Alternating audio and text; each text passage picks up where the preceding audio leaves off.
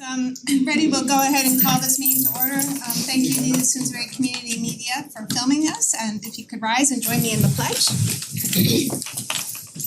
I pledge allegiance to the flag of the United States of America and to the republic for which it stands, one nation, under God, indivisible, with liberty and justice for all.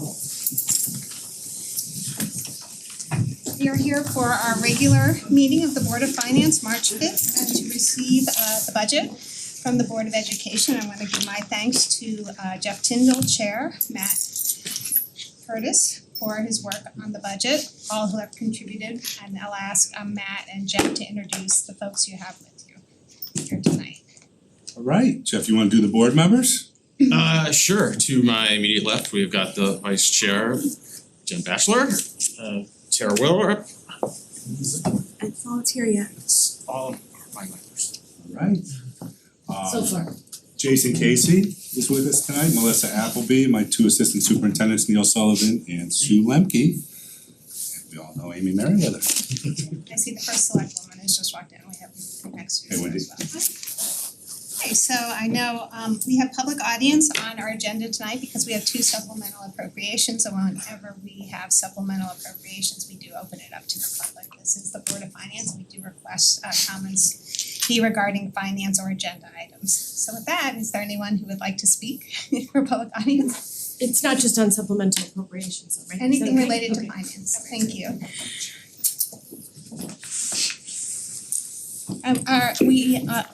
Our practice is to allow 3 minutes, but if you need more time, feel free to call me.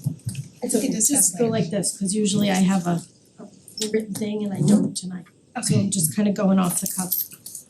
My name's Lori Boyko from 15 Oakhurst Road, and I know you're talking about the Board of Ed budget tonight, and I wanted to point some things out.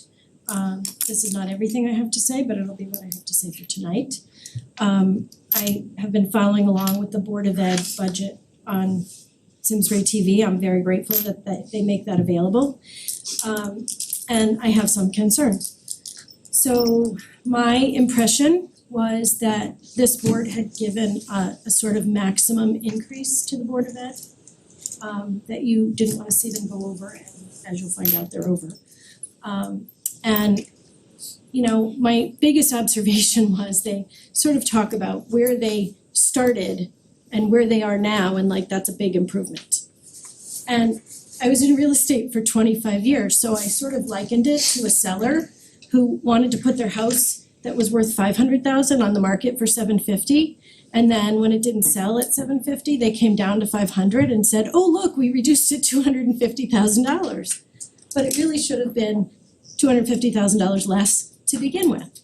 And so I don't know, I guess this is a budget game that gets played, like, you know, we start up here, we come down here, and then somehow we end up somewhere better off. But I really think that this town needs to not only reduce its increases, it needs to halt them. I was doing some research, and the median household income, depending on various sources, CBIA, the US Census, in this town, household, is $140,000 a year. That means half of the people in this town, half of the households in this town live on less than $140,000 a year. Something I heard said in the Board of Ed meetings was that 80% of the budget is fixed. We can't do anything about it because it's salaries and pensions and benefits. And that leaves 20% that we can do something about. Well, 20% is something like $17 million. So there's plenty of room in $17 million for a little leeway. I also wanted to point out quickly that while we can't reduce what's in a negotiated agreement with a union, we can reduce positions. And right now we have 20 plus administrators, each individually who make over $150,000 a year, 20 of them. I have way more facts and figures, but I don't want to run over my time. I think we really need to take a look at, do we need all of these positions? Just as an example, the director of athletics makes $160,000. They're in a range. The supervisor of special services makes $157,000. The director of special services makes $180,000. The director of equity makes $170,000. Again, it was within a $5,000 range. So do we need all of these administrators? Do we need all of the teachers that we have? I really think we need to take a look at where we can cut, because at least half of this town cannot afford any more tax increases. Thank you. Thank you. It is our practice not to respond to members who speak in public, but during the meeting, I think that we'll give some updates on the guidance we gave initially, which is a little different than what was suggested. But Matt, we will start with your presentation. You can walk Okay. us through what you have. Great. For members of the Board of Ed who are with us, we're gonna do our budget modeling after the Director of Finance's report, so we're after Matt's presentation and questions. There'll be a little pause in the budget discussion, then we'll come back to that after we get an update on the finances. Okay? So appreciate an opportunity to give an overview tonight. It's similar to what I did to the Board of Ed a couple weeks ago. Pulled it back a little bit to hit some of the high level points, but appreciate always having an opportunity to come out and speak to you about our budget. So wanted to kick the first piece off just as we've talked about in prior years, and as I talk about with my Board of Education, we ground our work in our strategic plan. We believe in the continuous improvement process of establishing goals, reflecting on the data and readjusting those goals. So as we build our budget on an annual basis, we do so in alignment with our strategic plan. Our Board of Ed has 4 main goal areas. I have those up on the screen today, but one is certainly around student success and achievement data, school culture goal, premier workforce and our hiring practices, and then a goal aimed more at our capital work or our sustainable investments. So to the overall number, a little bit north of $86 million, $86,270,668, an increase of a little bit over $4 million from operating last year, and a percent increase over last year's operating increase of 4.97. This is the number that last week our Board of Education approved. So 2 pieces of the puzzle tonight. Just to go through a few slides on context, overall things that are influencing where we are, and then divvied out the budget into just kind of like 6 main buckets to go through to give the board an overview of how we got to that 4.97. So really,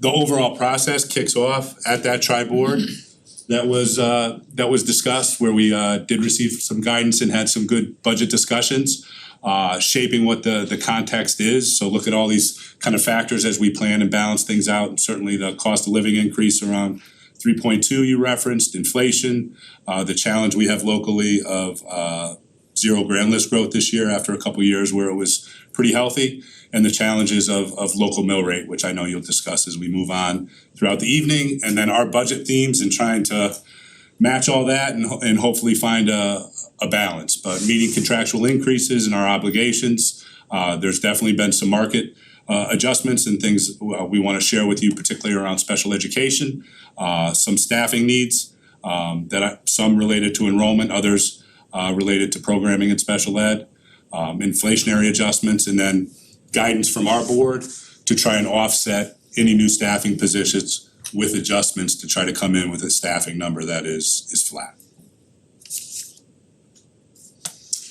So some contextual data. The per pupil expenditure is one of the few numbers that's kind of apples to apples across districts in terms of how people categorize things. So it's an audited number from the state of Connecticut. It's kind of a ranking of how you line up financially per pupil in terms of how they provide an equation back to districts and post it to the public. So I gave a 2-year look. It's a lag data, but a 2-year look at kind of how we align. So our per pupil expenditure is $19,517. You can see the state average a little bit higher than that. Comparing that to our DIRGs are comparable districts and kind of reference groups. So there's 21 like districts in the state of Connecticut that we kind of get compared to with similar background information, demographics, achievement data. They're kind of markers for our districts when we compare. So we're 7 out of 21, the lower number being better in the ranking in terms of where we sit. So we've held steady there for a year. So just some comparable data with peer communities. You can see Farmington a little bit lower, Avon, West Hartford, Glastonbury a little bit higher. People in kind of a similar area in that PPE or that per pupil expenditure.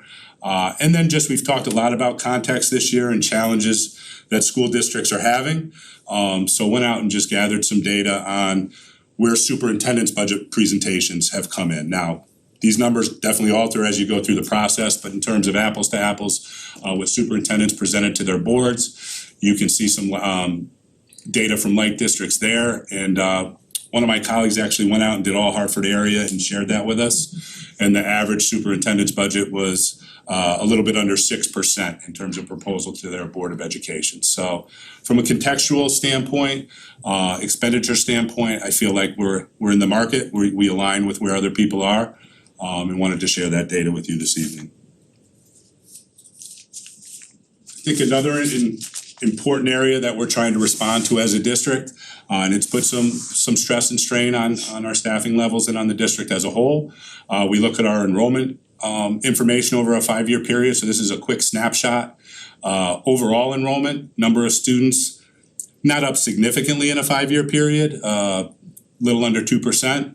When you look at the influx of special ed population, the number of special ed students increase in that same time period is up 14%. So as when I get to the point when I talk about staffing a little bit, some of these are kind of in a sense enrollment related, students in your district that you program for and you have to adjust staffing levels for. So interesting trend in recent years in our district. I think, I don't know as profound in other districts. Other districts are struggling with increases in services and the cost of those services. It's something that superintendents certainly in their boards are talking about pretty frequently.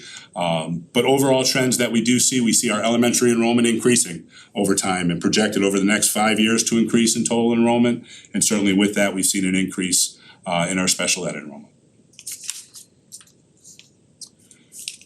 So in terms of our process, to give a little history on where we were and where we are, we had our budget workshop in February. I think Lisa and Bert had an opportunity to attend that.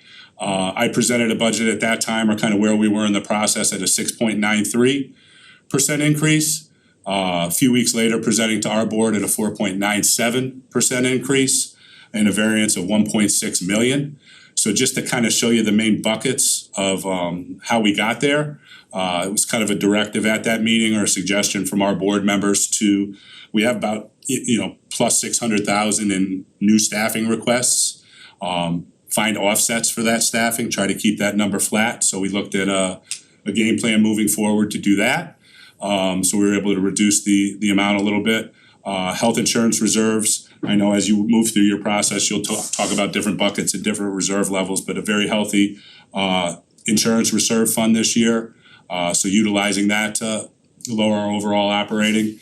And much better outlook for our actual insurance projections this year, I think on both the town and the Board of Ed side than certainly we had last year. So from when I gathered information and Amy gathered information early on in the process to when we move forward to our board, we were able to find a little bit of a reduction there as well. Little bit with the Chromebook fund just to balance out the number. It's an insurance fund we have for our own internal technology. We're able to utilize 65,000 of that to make up for a cliff last year to keep that flat. So those are the main buckets. And then if we go through those main areas of our budget development, it's certainly referenced. I mean, Lori, you referenced it in your opening, but we do talk about the fact that 80% of our overall costs are staff and benefits. So this is the largest rollover from last year to this year. It's the various bargaining units. You can see the contractual pricing there. It's a 3.33% increase over operating costs last year, and it's 70% of that overall budget number that we presented to you this evening of 4.97. The other piece we wanted to share some information on is what we're calling category of market-driven increases. Transportation, and this is the area of special education transportation, has been a particular challenge for us the last 2 to 3 years. So we have students that receive their education in programs outside of the Simsbury Public Schools, and we are responsible for transporting those students. Prior to the last 3 years, Salters was able to handle that capacity for us. Number of drivers, number of runs in a negotiated contract that we had. With COVID came a major shortage in interest to be bus drivers. So not only is Salters kind of overall organization stressed there, the ability to make these extra runs has really been hindered. So this represents almost a new category of third-party transportation. So trying to negotiate these runs to these facilities outside of our base contract has really proven problematic. We're taking a deep dive into some of our practices now. Salters is a great partner with us. Neil and I are working with them now to look at kind of, I won't get into too much detail on it, but our preschool operation, which is midday, and how we transport kids there, and hopefully shifting some times around so we can free up runs and get at this a little bit better in the future. But this is a live number and a real life challenge of where we're at right now with transportation and the majority of this category. Utilities is a joint negotiation across town. We get our numbers. Tom Roy does a great job with that. Technology, software prices are up pretty significantly. That represents kind of our main softwares of our VMware, our Microsoft, Munis as well, and kind of the increases contractually we're seeing there. And then a small LAP insurance, lab insurance increase.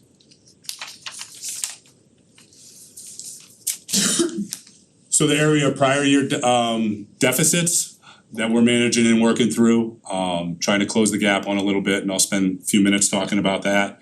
That special education number is really two categories kind of lumped in one for the purposes of this presentation. It represents tuition increases on those outplaced facilities that I referenced before, in an area we call contracted services, which are related services. They're actually third-party contracted services as well. Psych services, maybe some personnel services in there that we have to hire mid-year to meet the needs of some of the students. So those costs are up significantly. I mean, we talked last year about this same area as outplaced placement costs or tuition costs. We increased that line item pretty significantly, and the contractual prices of those schools or those facilities went up significantly. We've held the number of kids, which is a positive in terms of looking at our own programming. So we saw quite an escalation in that number, COVID, up until last year, but it's in the high 40s, the number of students, which is held even, but significant increase in those tuition costs. Can you talk about the state's role in driving those costs? Yeah. So, one of our challenges with the overall budget deficit this year is projected to be about $600,000 is related to these varied costs. So there's something called excess costs. So it's legislatively driven. It's a formula where you take that per pupil expenditure that I had up on the other slide that's close to about $20,000. And when the cost of a student's program or services related to that student reach a threshold of 4.5 times that per pupil expenditure, you're eligible for reimbursed costs. So it's legislation that really helps to control costs as they escalate. Not 100% reimbursement. The legislation is 85% reimbursement. Last year we were 71% reimbursed. This year the projection is 60%, 61%. So it's kind of like an entitlement grant, right? It is legislatively written at a percentage that they've never held true to, but it's a fixed line item. And to make it more complicated this year, the State Board of Education made an error in the calculation of the dollars that were approved in last year's budget. So while you have overall needs across the state up significantly, the size of the pie does not change, your portion gets smaller. So it's another competing factor. So if you actually looked at the eligibility of those costs, if we were just eligible for what we had last year, we would receive an additional $300,000. Our deficit would certainly be much more manageable. If we were reimbursed to what the legislation say we're supposed to be reimbursed to, we wouldn't be having a conversation at all. So it's a tough situation to manage. We don't have a way to raise revenue, and we're reactionary to this. So some of the staffing requests that we've put in this year are certainly an attempt to bolster our in-house programming, become more effective and right-size our in-house programming to hope to eliminate the number of students that reach that threshold and the number of students that need to go out. But it's frustrating. It really is a frustrating situation. Can I just ask you a question about this line? Sure. So say for special ed, that number, 848,000, what does that represent? Is that the amount over the budgeting for that line item? In two line items put together, yes. So there's a tuition line item and there's a contracted services line item. Yeah, that both relate to areas of service and kids basically outside of the district.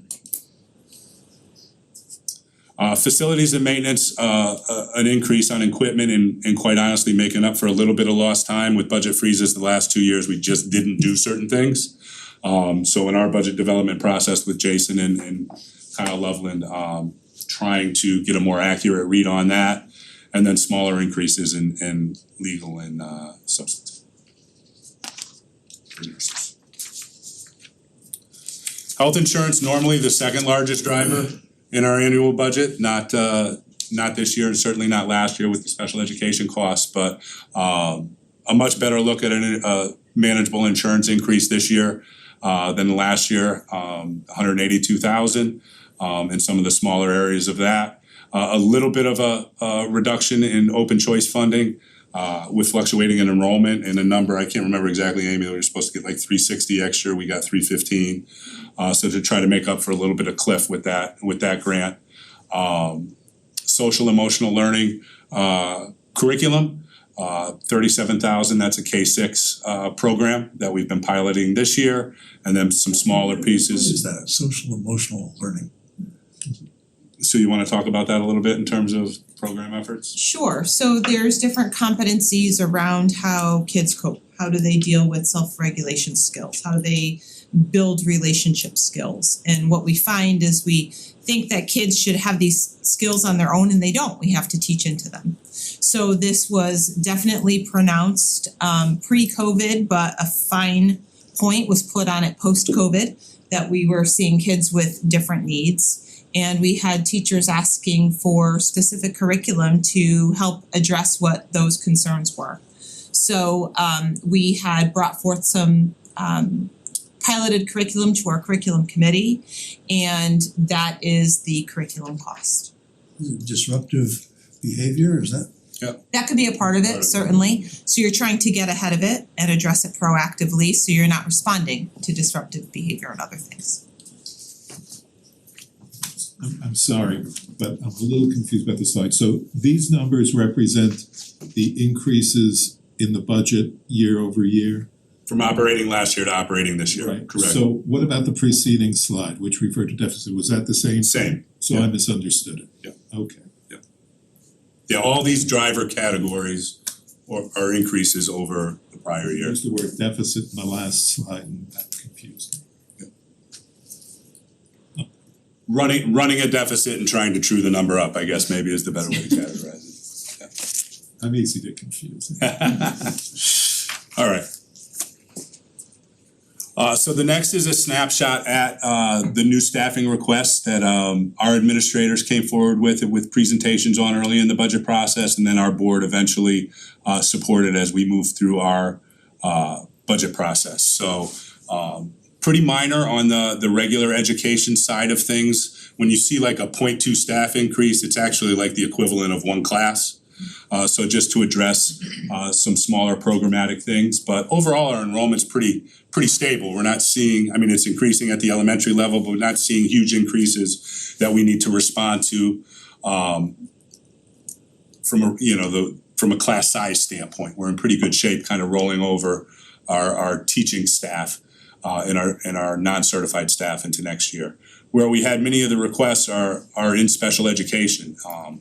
So this, where you see the initials, the ILN teachers and the ILN program coordinators. So this is a specialized program.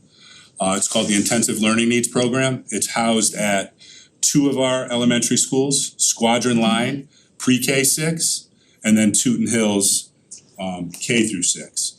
It's a program formerly, it was named Ready, Set, Go.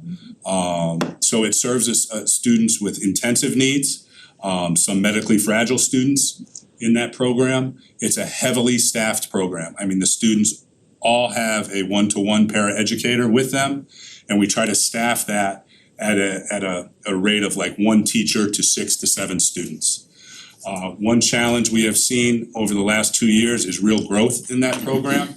So just to kind of give you a handle on what that looks like, I don't have a slide that represents this, but we showed our Board of Education this. In that program, we tracked over a 3-year period the number of students that moved to the district after the start of the year.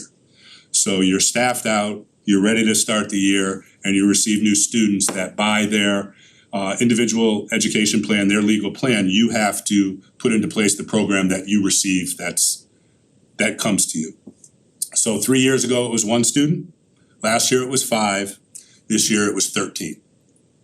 So 13 students in an intensive learning needs way that we have to respond to. Now, I've said to my board, this is a program and a scenario that's caused stress at every level of the program and the organization, right? So financial stress, certainly, space stress at Squadron Line more than any of the other facilities, stress on the staffing levels because your proportions and your ability to really deliver a program with great efficacy get stretched, and then stress the parents because with the volume, are we as effective with our communication? Are we effective with our responses? Are we as effective with program delivery? So really looking at how we can kind of bonify this program. It is a solid program with a strong reputation, but we need to staff it in a way that we can deliver on what the promise of that individual education plan is, and also service the kids in the way that we can productively manage the program, they can have success, and we can keep the students in district, which is an important overall thing. One of the pieces you've seen, and I can say this honestly, all district superintendents I talk to are strained by some of the special education programming right now. Districts that are not strained quite as much have the capacity to build programs that would mirror a program on the outside, a third-party program, and do so within their own school district. So it takes space.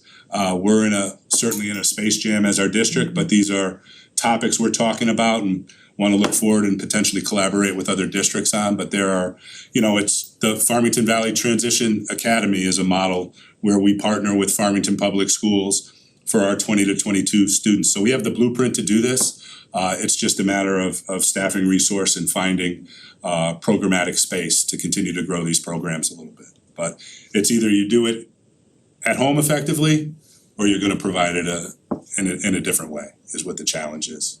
So, couple other quick ones there, enrollment driven as well. An additional special education at Simsbury High School.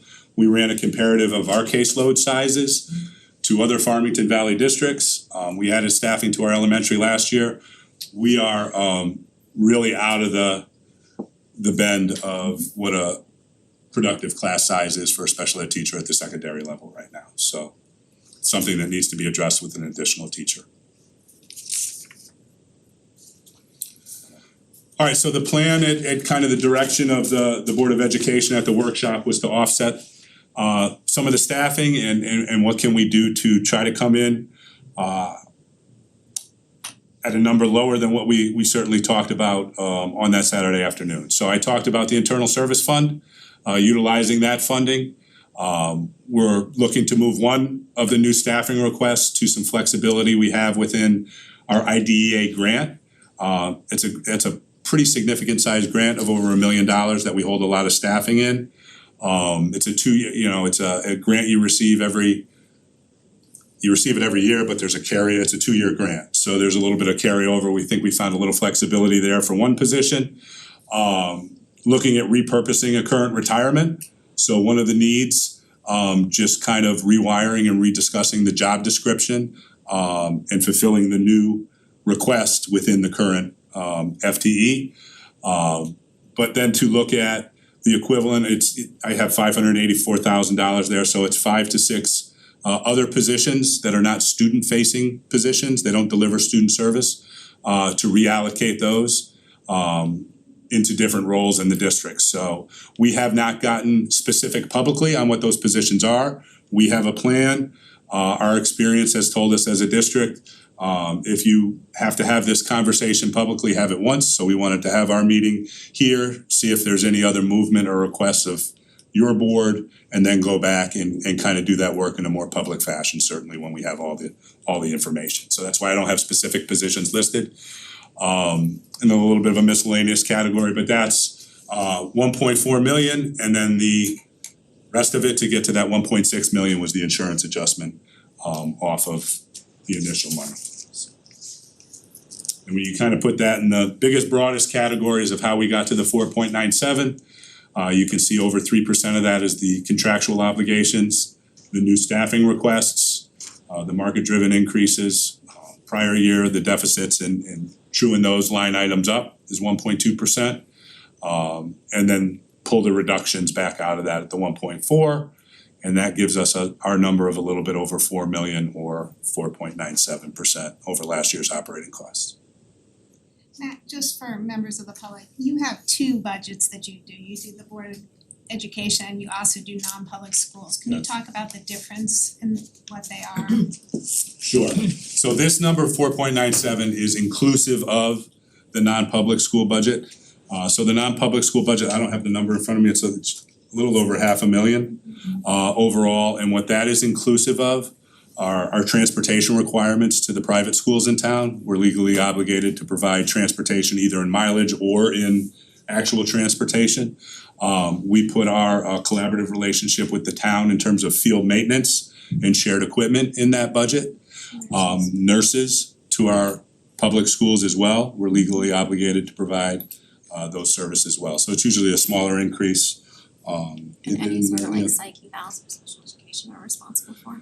For the private schools, yes. So if you have students at a private school that have asked for an evaluation, in terms of kind of special services or a psych evaluation, we're responsible for that. We have seen a significant influx amongst our private school requests in that area over particularly this year, correct, Sue? That is A little absolutely bit of a correct. 2-year trend, but particularly this year.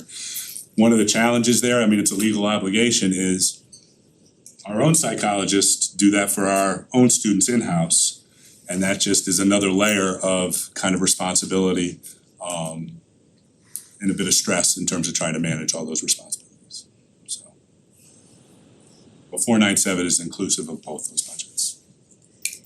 You got it? Okay, we'll open it up to questions from the board. I forgot to mention we have Art Wallace on Zoom up there. So I'll start with him because I don't wanna forget you, Art. Thank you, Lisa. Can you guys hear me okay? Yeah. Yeah, great. Can you guys hear me? Yes. Yes. Okay. So thanks for the presentation, Superintendent Curtis. That was really thorough. Question for you is you guys, in one of those adjustments, you looked at sort of from your first cut of the budget to the one that you're presenting here. There was looking at some non-student facing roles in particular. I was sort of curious, you talked about the 19,000 to change per student and how that sort of fit relative to some other towns. Do you guys look at other efficiency metrics when you look at non-student, facing roles versus student facing roles, administration roles, and things like that? Because as I look at this, in some ways I feel like the special ed, needs of special ed needs, it's sort of hard to gauge that piece. Feels like the lion's share of the cost is in sort of that base, which is the main part of what you're talking about. So I'm sort of curious, when you made those changes, like what metrics are you looking at, and is there any sort of efficiency you can share with us in terms of how that whole thing comes together? So if I'm hearing the question right, Art, so I mean, there is a lot of data out there comparative on like the state website. It's actually pretty good in terms of categorizing different comparative areas. So we do have an opportunity to compare, hey, how does our administrative FTE compare to like districts? It gets a little cloudy, quite honestly, with non-certified staff and what people categorize things on. and call different jobs. I haven't seen us as a significant outlier in any of those areas. If that gets at what you're talking about a little bit, but we do, cognizantly look at those things and try to talk about them. In terms of our administrative FTE, that's a place where we have taken reductions in the last couple years. I don't have the exact number. I think we went from 24 to 22. The supervisor of special education, which is listed in our contract still as a position, we reduced that position, but we reallocated and added what we tried to, said a little more boots on the ground in terms of department supervisors at the building levels. But there are metrics out there from a comparative standpoint, if that's what your question is, Art. Got it. Okay, that's helpful. I'm just trying to understand because obviously you can see the aggregate number and it looks reasonably good from your perspective. I'm just trying to get a better sense as to those pieces. Yep. Thank you. We'll open it up to other members. Is there anyone else who has questions? I was gonna say,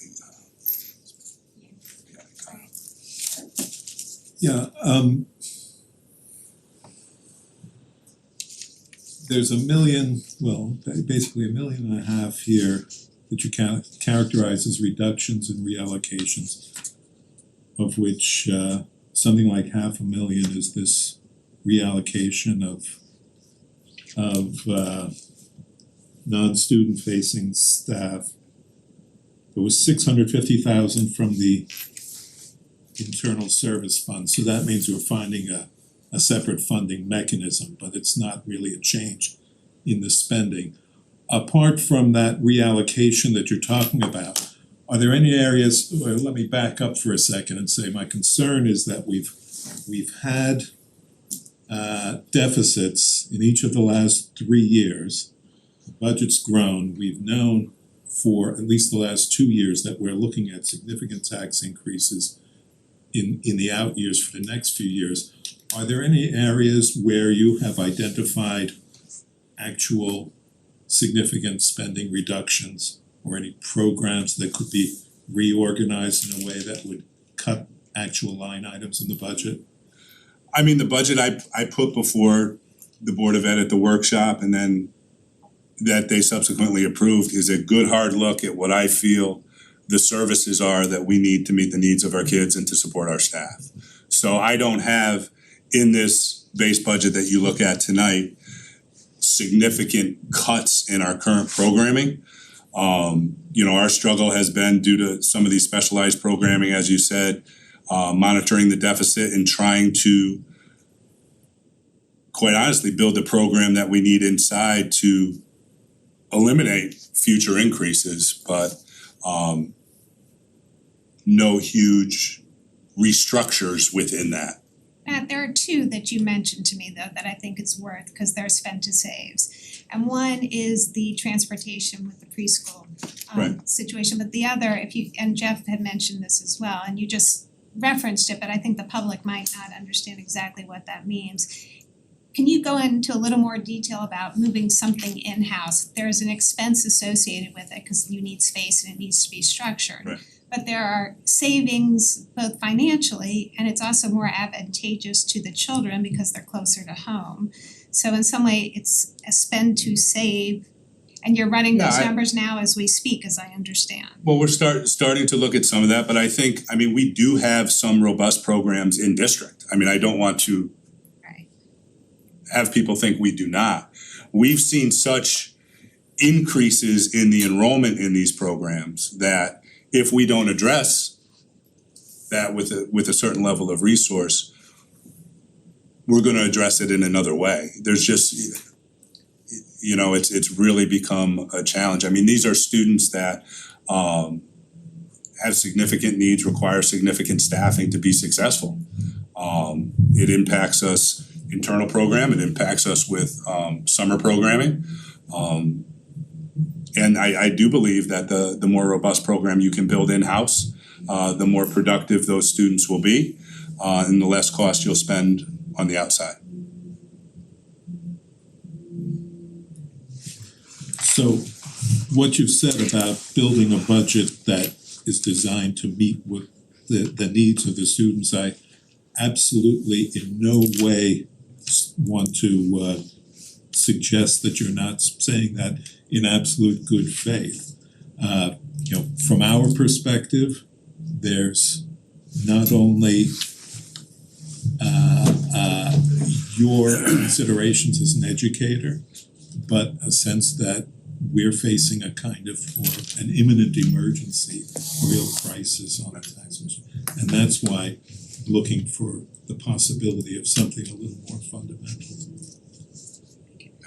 I mean, I tried to show Bert that like our expenditure data is very in line with other expenditure data. So I understand the challenge, but we're not outliers in terms of what expenditures look like with comparative districts.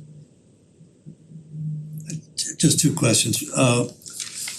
Comment was made earlier that we have their administrative costs. I know that we compare our teachers' salaries with other towns. Do you do that for the administrators as well? Comparative data, sure, yeah. Where are we? Are we in line or above, below? Administrator pay? Yeah. Very, very competitive. Yep. Madam Chair, my only comment is what makes this a kind of an unpleasant year is, I mean, we've just seen a very professional presentation. I think our Board of Education punches above its weight in the sense that what we spend per pupil, our students achieve above that level. So the output of the education system of the town exceeds what its costs are. That's we're famous for that, and that's good. I guess I like the fact that there's this professional competence to take all these things apart. There are no outlier fringe projects that we could say, let's draw a line through this or that and we make it. And that's gonna make it all the more difficult because I think as Bert was just referring to, we can't do a tax increase this year as we did last year and project that into the future. And so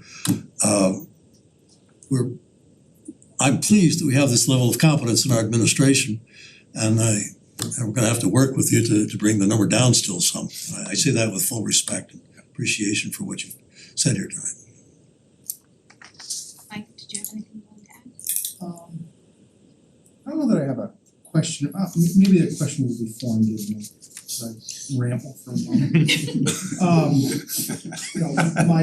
My news feed is filled with layoffs and things of that nature, right? The company that I work for, 10% of my team got cut, right? So I get that, it's not easy to do the job that you have to do, but sometimes the job gets even harder, right? When hard decisions are made because budgets can't be met and changes have to be made to be able to put forward a budget that companies or in this case boards of education and townsfolk can afford.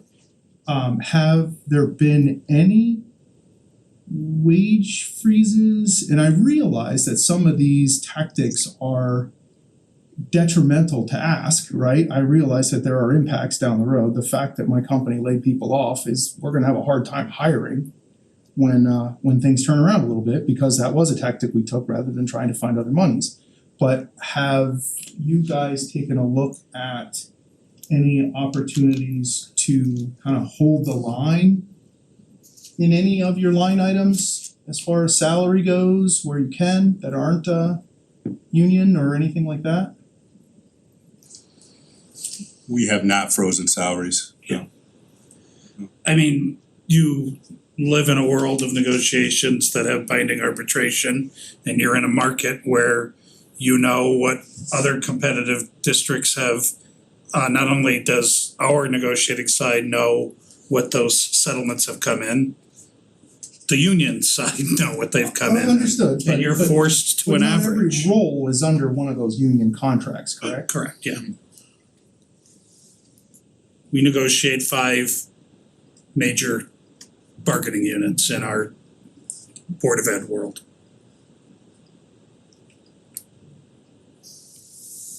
Matt, can you talk about how you budget the vacancy rate? That's something this board has had an interest in, I know that you do. Your teachers give about 3 years' notice, so you know who's retiring. And So we've looked at just, the average retirements over time and really what we try to target there, and we just kind of baked it in rather than a separate line item, is the outgoing highest level salary, and then the difference between that and like a mid salary is about, you can capture about $25,000 a higher.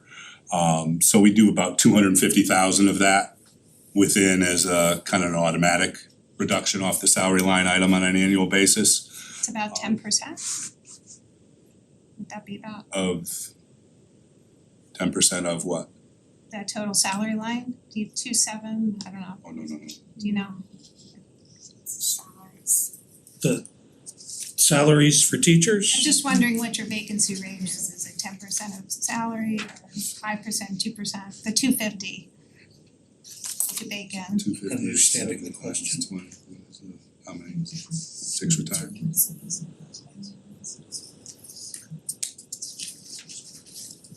Right. You guys can get back to me, it's not Yeah. not that important a I'm not- question. I was just curious. But the point is you do budget in the vacancy rate, so it's not the salary We used to of pull the- it out as a separate line item, but Okay. it's in there. Okay. Yeah. Cause I know the town manager budget's about 250 in yours as well. So that may be something to look at over time, how accurate that number is, and can Yeah. that be an adjustment that can be made? Todd? Hey, Matt? Yeah. Can you guys hear me again? Yes. Another question for you, obviously special education spending is a big one here. What's the next level of innovation in that space? I mean, I've heard that Glastonbury's had taken some interesting approaches to funding that and sort of looking at it to almost create it as a profit center in some ways, or to sort of manage the costs. I mean, you mentioned some things within the Farmington Valley, but what would be the next level of innovation in that space? Is there a way to bring that down over time? Yeah. It feels like we're dealing with a recent influx, as you said, pandemic related perhaps otherwise, but is there another shoe to drop there in a good way at some point that instead of just throwing, more bodies at it, there's a more efficient way for us to address this? Yeah, I think there is, Art. I think it's gotta be developed over time and it will cost money. I think it's similar to what some of those other districts have done. I referenced that before. Glastonbury is one of them. So when Glastonbury went through that big population dip, they closed an elementary school when they did build a new elementary school, and have since turned that school, Eastbury School, into a specialized programming school.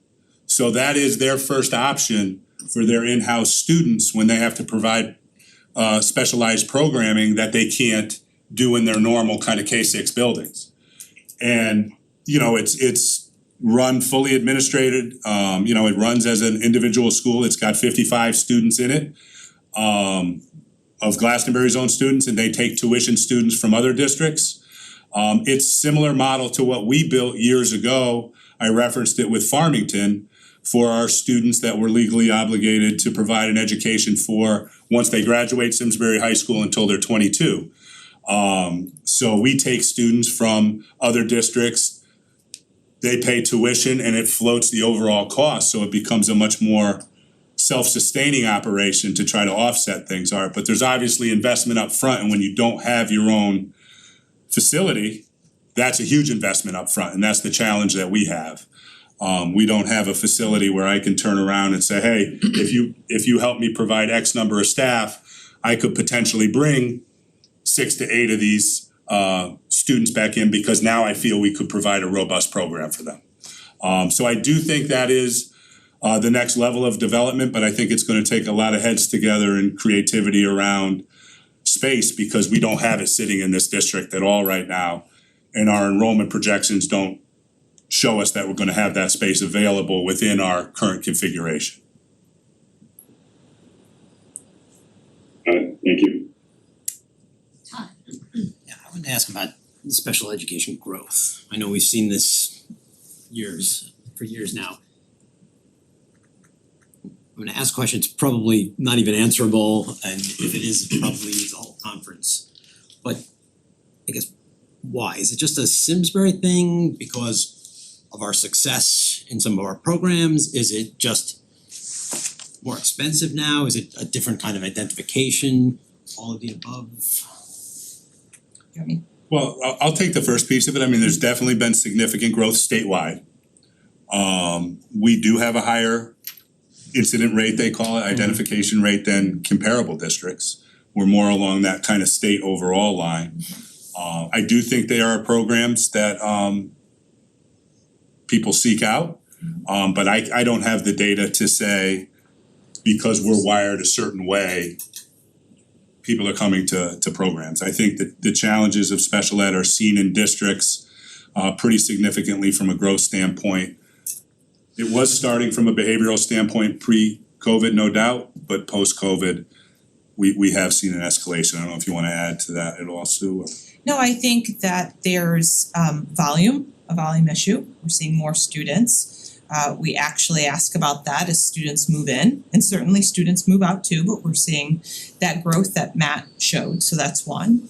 There's an intensity to the need that I see increasing, whether they be significant health and educational issues. We are seeing a significant uptick in mental health issues that are bound under the Individuals with Disabilities Education Act. So I think that that's another component of it.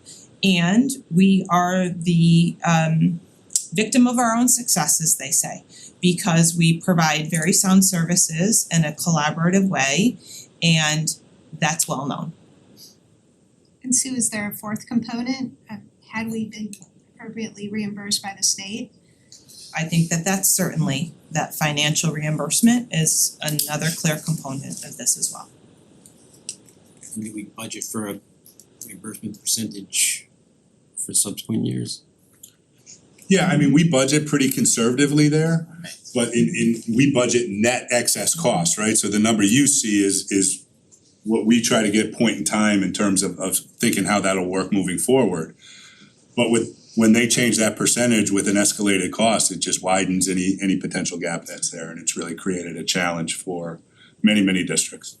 Matt, we've been running deficits for 2 years, but each budget cycle that we run a deficit, we then make up for it in the budget. We've done, I think, a pretty good job trying to capture that, and then it's like Lucy in the football, right? As soon as we do that, we then see a huge escalation in costs of outplacement or transportation, and some of that, how much is the state monitoring the cost escalations? I mean, we've brought it to those organizations. It was certainly, I was at a legislative breakfast before the session started. It was really a unifying conversation topic among legislators, superintendents, and Board of Ed, who often don't all align on the same thing, right? People usually have certain interest areas to their own district. It was really kind of talked about in a much more macro way in terms of a need that needs to be looked at and identified. I don't know in a short session what will come out of that this year, but it is really on the radar and really on a push of there's no cost containment on the outside in terms of price controls. And there's no revenue ability on the inside unless we do something different programmatically, which we've kind of talked about a little bit maybe in the future to look at. At the end of the day, it is about helping the children. Yeah, absolutely. And how to fund that. Do you do that with the property tax or the state income tax? And obviously, the state income tax is more progressive, but we don't control that. So anything we can do to help advocate for that, if there's any testimony, we're happy to give testimony. Yeah, we sent testimony, so, yep. Let us know, cause our board would be willing to do that as well. Absolutely, yeah. Are there any other questions?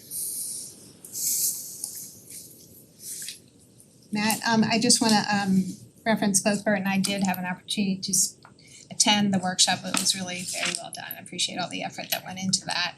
Also, Matt did make himself available by both email and phone to members of this board to ask questions and continues to make himself available. So if you think of things after the meeting, please feel free to reach out to him, as has Jeff.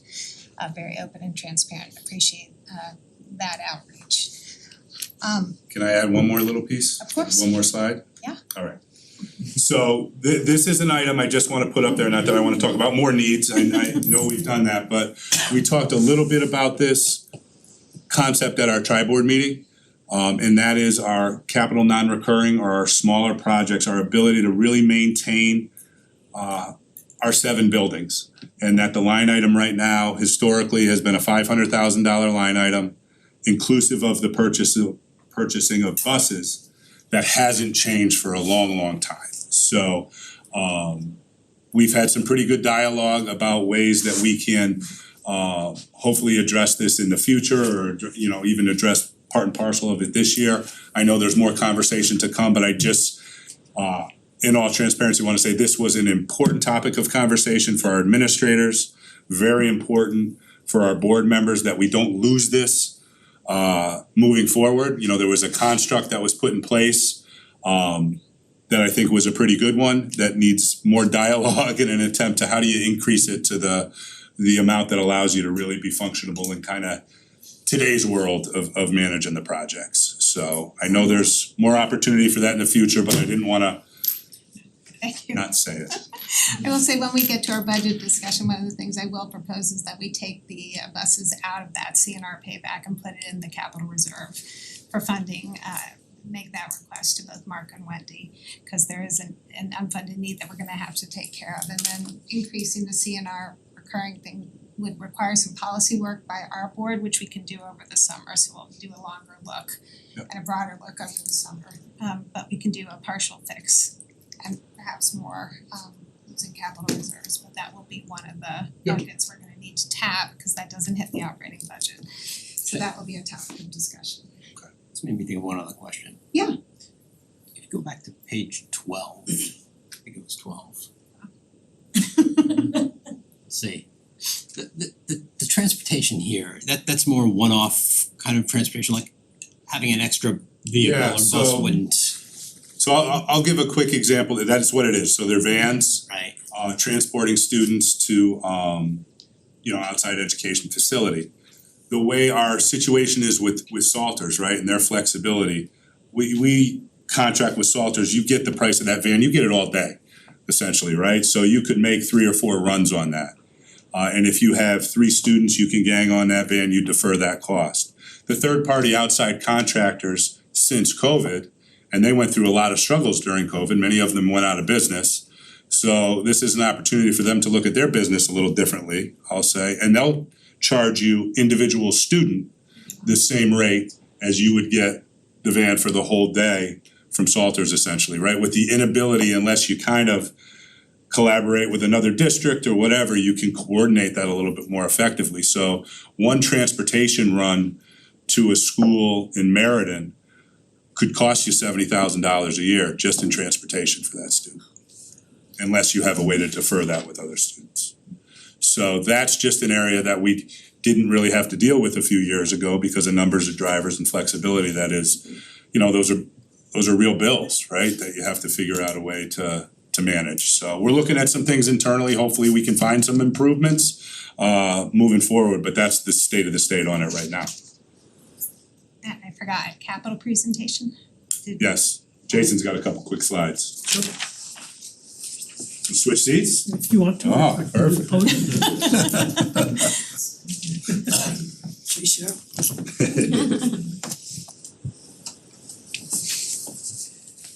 Hello, so I have 4 items to address. We're looking at a roof replacement at Tooten Hills School. This is the vintage 3 and vintage 4 sections of the roof. There's 4 total. This is 1995 and 2000 respectively, so the roof is beyond its expected life. Second item is the SHS Auditorium and Amphitheater. This is a refresh on the amphitheater space, looking at the carpet and seating, which is considerably worn. The carpet especially, the space was used as a makeshift cafeteria during the COVID days, so it's definitely seen some stress. And then in the auditorium, working on some stage lighting. These are original to the 1967 stage build, so not the most efficient lights. They run very hot, and we're looking to begin making a change over there to a more efficient setup. The next is district network infrastructure. This is the fund that we use every other year to keep our networking systems running. This year, those funds are focused on access control, which is the readers to swipe into the schools. We actually have 3 different systems in place across the 7 schools right now, one of which has been consistently troublesome. So we're looking to consolidate that into one functional system. And then lastly, a district flooring improvement item, which we'd like to introduce as in every other year. It's one of the items where our CNR dollars have never managed to keep up, so replacing other worn carpeting with tile or replacing cracked tile. There's a number of locations throughout the district that are in desperate need of flooring improvements. Slide. The cost on these, the roof replacement is obviously the most expensive at 1.12 million. At SHS, looking for a $400,000 improvement budget. And then at the other 2 items, the infrastructure budget has been biennially $400,000. And we'd like to see a flooring improvement to get on track every other year at the 250 level. And that's what we're proposing. We're up to questions? Are there any active failures in the roof at Tooten right now? There are not. I will say, looking down the 6-year plan though, we have the Henry James roof on the horizon as well, so pushing this off pushes everything else down. Does that get some reimbursements? It does, it's at the roughly 35% rate from the state. Is that net or gross? It's not included in that number, so that would be off of that. Pardon? That would be off of that number. It's not included in the 1.6. That's the total cost. That's the total cost.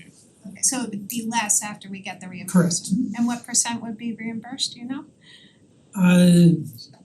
So yeah, it's a 35% reimbursement rate. There are ineligible items. It's somewhat tricky to forecast exactly how much the reimbursement comes in. 250 to 300, would you say? Yeah, I believe we were in the 300 range when we were estimating it. Are there other questions? Okay, the way we're gonna next turn to Amy's presentation, the finance director's report, and the reason why we always do that before we go into budget discussions is because we get a sense of where we are, and that impacts how we can plan and what money we're gonna have available as we start planning our budgets. So an important conversation. We're gonna get a next quarterly update, we hope. We think maybe at the hearing, and that's a very important quarterly update. It might come in a little bit later, but it'll come in April, and that's when we really sort of see, okay, what resources does the town have to use to draft its budget and to really look at trends that we need to incorporate into the budget. So with that, Amy, thank you for what you've done, and I'll turn it over to you to give us a summary of your report. So the first item under the report is the fiscal year 24, the approved supplemental appropriations. You'll see that compared to the last time we reviewed this report, there was an additional 2 added. And those 2 are noted, they are pending Board of Finance approval, and those are the 2 supplementals that are included for this evening. If both of those supplementals are approved, then our total supplemental appropriations will be about $131,000 or 0.11% of the fiscal year 24 adopted budget, so definitely well below that 3% cap that we look out for. Under the grants and awards, I won't read this to you, I just do have one update. On the second page, there's a high-risk rural road speed enforcement grant. We were just notified that was approved. So that $15,000 will move to the approved section. The savings and initiatives are just a standard list.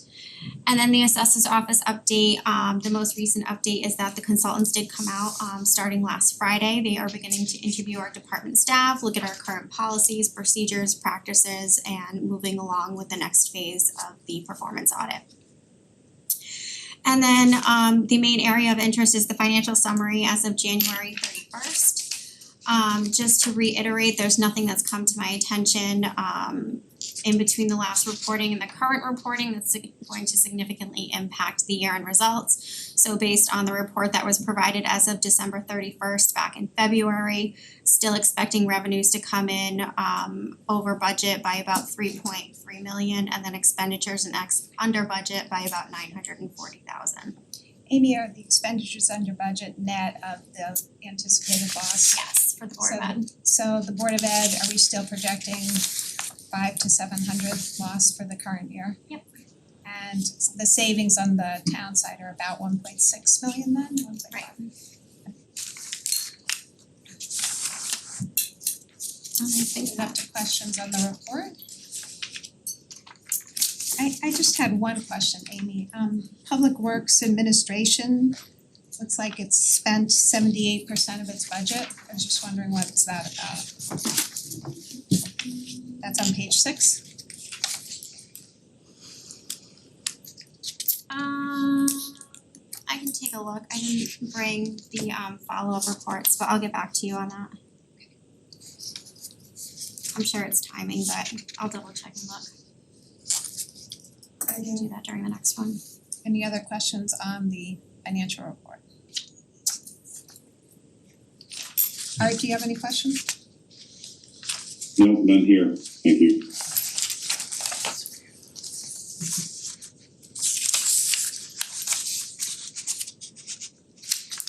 We're gonna move on to action and discussion items, and we'll turn to the budget discussion. I have a quick PowerPoint just to level set everyone, and Amy, if you could please bring that up. I know Matt has left the room, but he's seen this. I don't know if you can make that any bigger.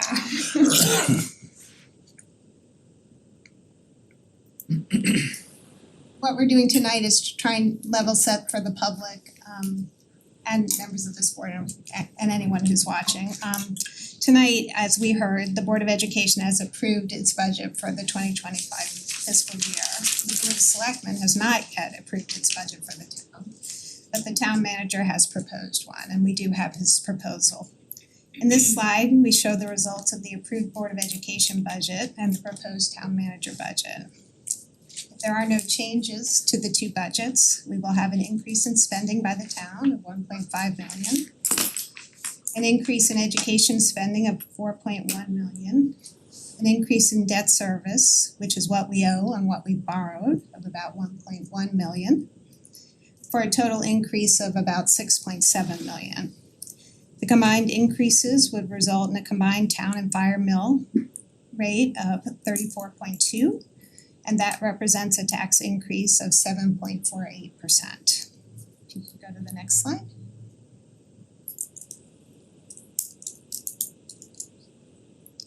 A budget is, among other things, before I even get to this, I do want to credit Art. He gave us the stool analogy, so thank you. A budget is, among other things, a statement of policies and priorities for our community. The town and education budgets express the kind of schools we want and the kind of services we want the town to provide. And the third leg of the stool, no less important, is consideration of how much our residents are willing and able to pay, and whether our spending plans are sustainable. And all three legs need to balance. You see on the left, needs, wants, and mandates, affordability, and willingness to pay. Okay? So why are we out of balance? Debt service, that's what we owe and what we borrowed, is increasing 1.1 million. You can see that highlighted in red. Cost increases for the town and education are higher than the rate of inflation. The rate of inflation is gauged by the COLA, Social Security COLA at 3.2, and the latest CPI came in at 3.1. Non-tax revenues, including some funds from the state, have decreased. And we have a flat grant list, which I am not showing in this chart. Okay. To get more in balance will require compromise with all boards and our citizens. No one board or our citizens can bear this burden alone. As we look to compromise, we need to come up with a plan that does not use gimmicks that create fiscal cliffs in the future, that builds a budget in compliance with our town policies, and a budget that does not compromise our AAA bond rating or long-term fiscal health of the town. So what does that mean? It means for the Board of Finance, we might have to accept a tax increase higher than the 3.2% we targeted in December. It was, at that time, we talked about a target, it was not a cap. That 3.2 was based on the current COLA and the and the inflationary rates we were seeing. Our board can help close some of the budget gap, working with our finance director by accepting reasonable but slightly less conservative revenue assumptions that we would prefer and that we think are advisable. Strategic use of reserves for mill rate stabilization or to reduce borrowing to bring down our debt service line. We can review the timing of debt issuance or reducing bonding in general. And Amy, our Director of Finance, is working with our bond advisor on both those as we speak. More to come on that in the next few weeks. And other strategies as recommended by our Finance Director. One thing I will say there, as we get less conservative with our revenue assumptions, that means in 2026 there will be less dollars available for capital. So we walk a fine balance as to how to do that. For the Board of Selectmen and the Board of Education, that means reducing the increase or delaying and reducing capital or reducing bonding or other projects to get the debt service down. And for our citizens, that might mean being willing to accept a tax increase that is greater than inflation for the services the town provides. No one board alone can fix or improve this. Go to the next slide.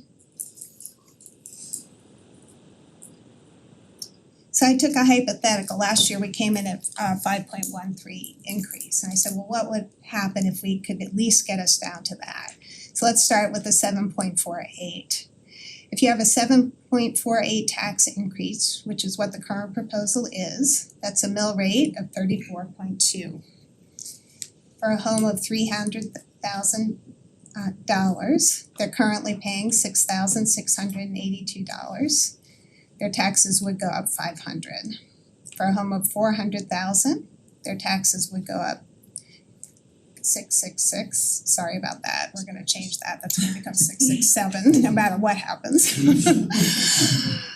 A home of $500,000 is an $833 increase. For a home of $600,000, that's a $1,000 increase. And for a home of $700,000, that's a $1,166 increase. That increase is on top of the 513 increase we had last year, so between the 2 years, that's about a 12% increase.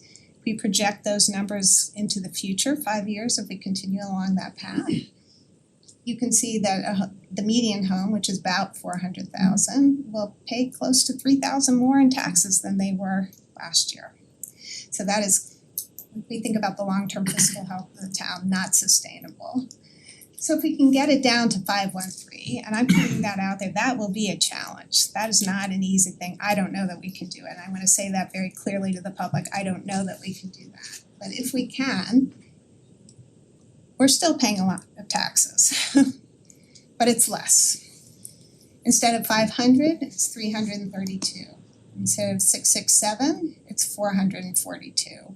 Instead of 833, it's 553, and going down the line. So that is something I think we need to look at very carefully to see what we can, where we can get. We're gonna ask Amy right after this to pull up some modeling, and we'll talk about different scenarios as to how we might get there. What are the tools, what are the levers we have? How can we do that and meet the needs? If you go back to the notion of the stool, we don't wanna cut so deeply that the stool wobbles on the Board of Ed side and they can't provide the services they need. We don't wanna cut too deeply on the Board of Selectmen so they can't provide public safety, roads, library, the services that the town expects. But we also can't do a tax increase so high that our residents can't sustain it not only this year, but projecting into the 5 years. And For those residents who live primarily on Social Security COLA, this is a very, very difficult budget year for them. And it's on top of last year's budget increase. So Amy, if you could pull up the budget modeling, I know Todd had you run some numbers and scenarios as what would it take to get us to 5? So do you want the budget modeling, do you want the scenario? I have them separate. They are larger than life art. Art, you're very large right now. Yeah, it's a little That scary. must be scary for you guys.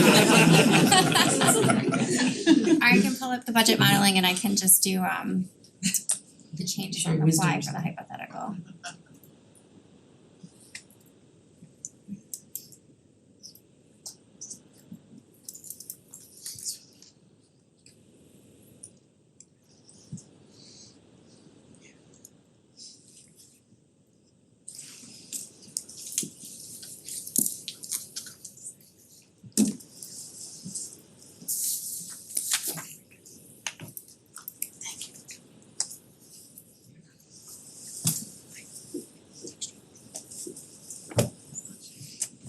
Okay, so this is the, oh, that's really small.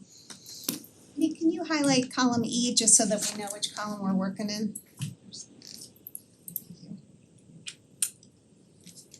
Okay, so this is the most updated budget modeling based on adding the superintendent's budget, the town manager's budget as it stands right now. And it pretty much mimics the slide that you just saw in Lisa's presentation. Our debt service number at 8.9. The town, this is not inclusive of ARPA, so 5.53. The superintendent's 4.97, to get an overall increase of 5.72. And then down here translates into your mill rate of 33.2, and then your tax increases. So you see a higher tax increase because Amy uses 350, I use 300, so it's the same percent increase though. Okay, so Todd, you went through some scenarios. There one thing we could do, we could just slash the budgets to get it to 5. And that's about a 2.5 million reduction maybe? What do we need to do to get it to 5 if we just did the budgets? I think it was like 2.6 million, got it. 2.6, if we hit a flat 5 year over year. So 2.6 millions, That was combined, no revenue assumption. So- And leaving debt the way it is. I think we can agree that that's probably not realistic, given the needs that we know that are in the town. So let's look at some other things we could do. There's gonna be some reductions, but what if we found 500,000 in new revenue by using less conservative?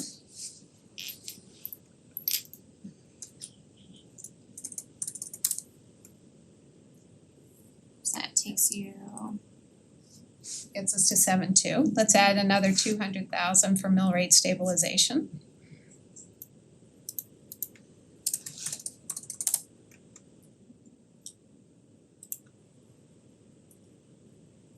What happens if we reduce the Board of Education budget to 4.5? 4.5%.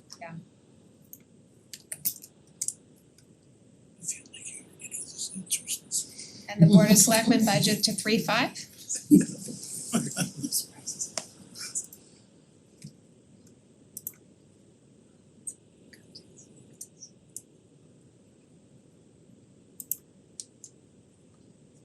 Start to get into the 5s. What if we delayed bonding, see if we can work with Barry and work some bonding and get debt service down 600?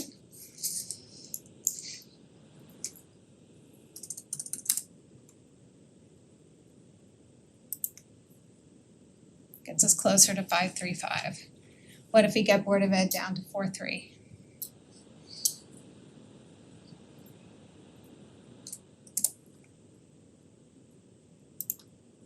We're awfully close. Couple things there. Can you just explain delay bonding to me, just to make sure I'm understanding what you're So it's not clear we can do it. We are going out to issue in the spring and that's gonna bring with it the car payment.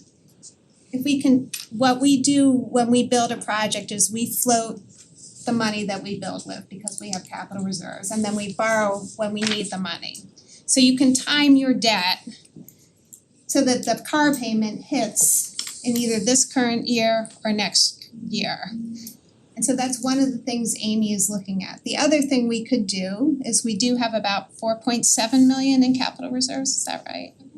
We could not borrow 3 million and reduce our debt service line there, but because it's a 20-year bond, it's not a tremendous amount of savings like it was last year.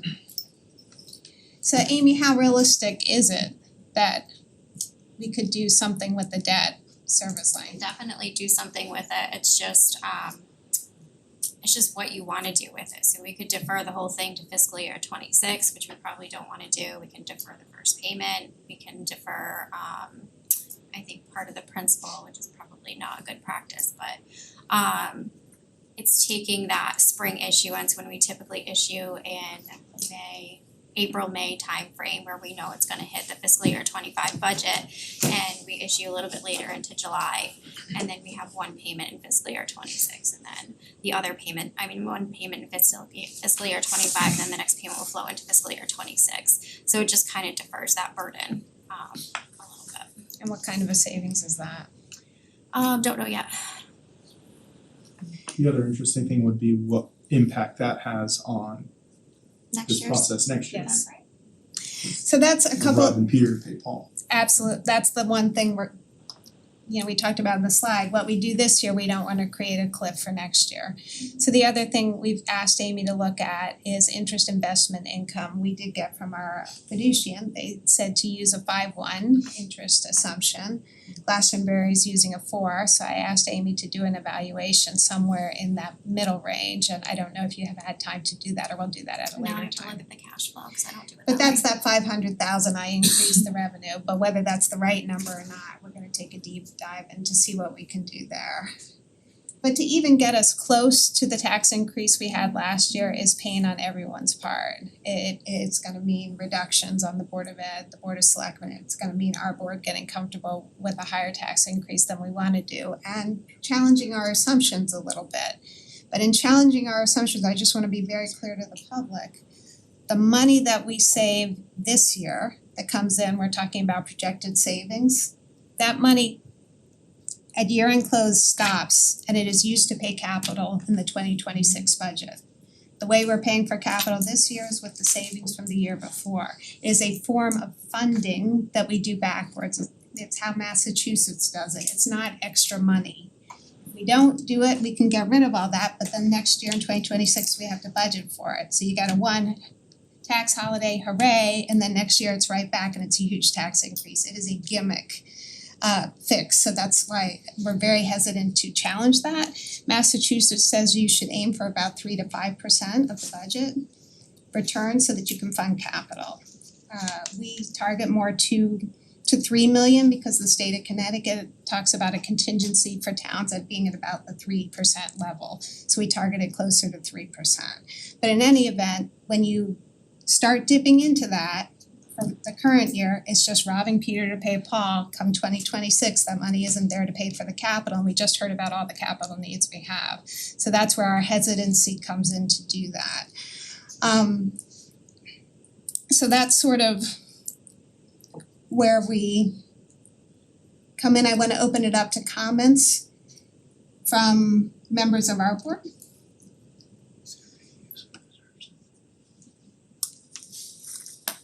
Well, just, Yes, Elisa, I could start, oh, sorry. no, art defers to art. Let's start with new art. Alright, thank you. So, yeah, just a couple of comments. So look, I realize people have done a lot of work on this and I feel like, in my day job, this is something that I have to do all the time to sort of, and Mike, you might have referred to this earlier as well.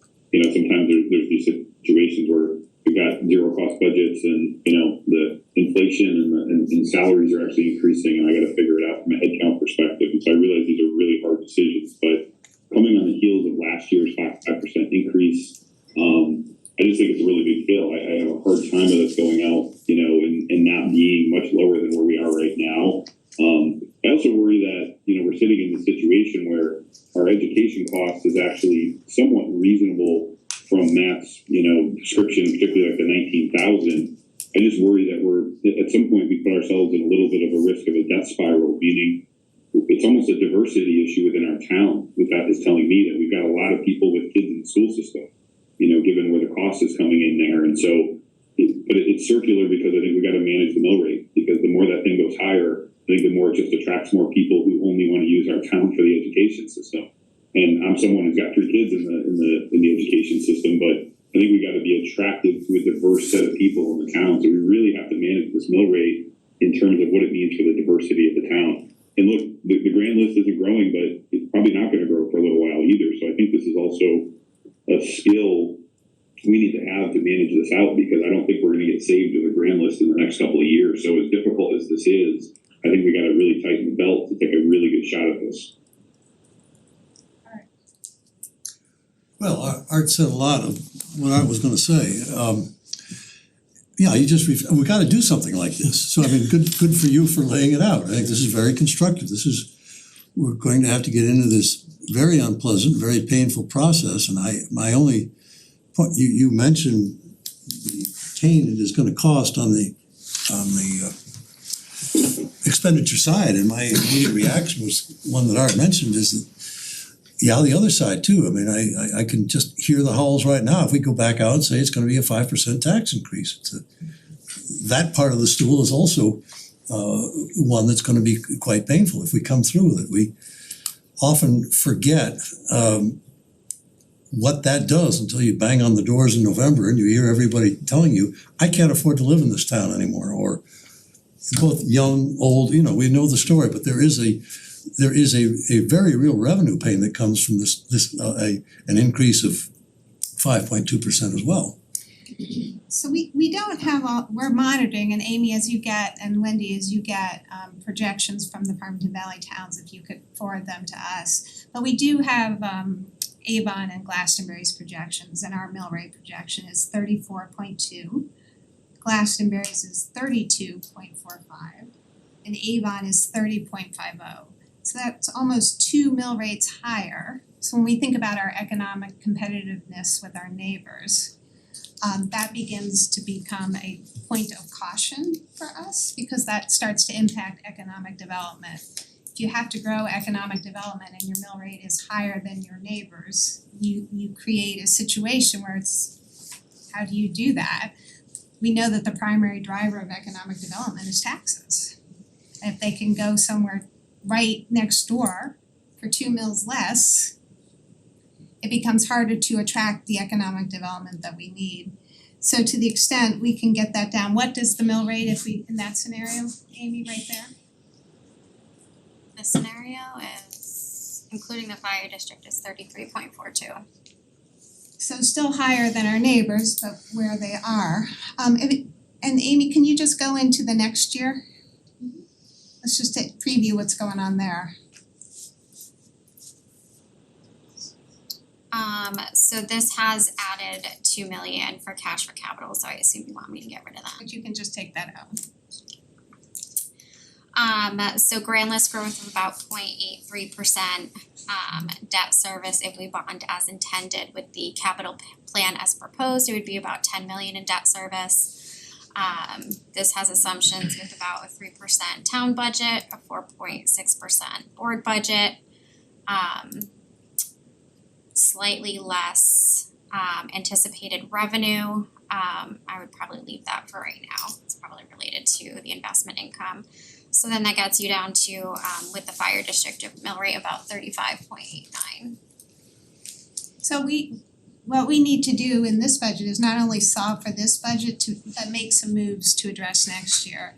Can you go back up to the debt service? That is about what kind of an increase is that? Percentage wise?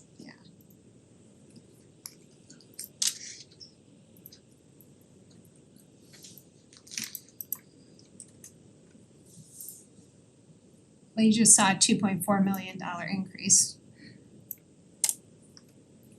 at 29%. So we're not gonna be able to do that. So one of the things that I think our board should consider giving guidance on tonight is holding next year's debt service increase not as a percent of the budget, because when budgets are escalating much higher than our model had about between 2.5% and 3% increase in operating budgets. We're through the roof. So you can't do debt service as a percent of that anymore. One thing we can do to control some of the costs going forward is to hold debt service at either 8.5 or 9 if we're not able to delay the bonding. So if we keep that at 8.5, what happens?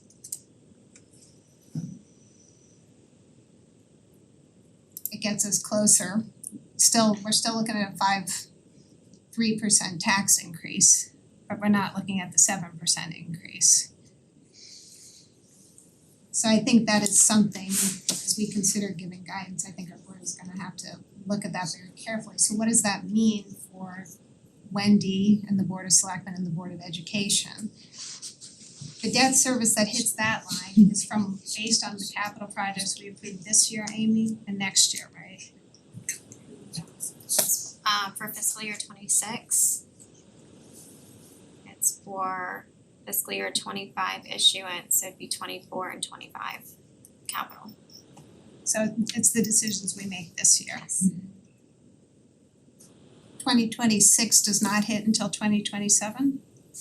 Right, so 26 and 27 projects will be issued in 27. Can you pull up the graph?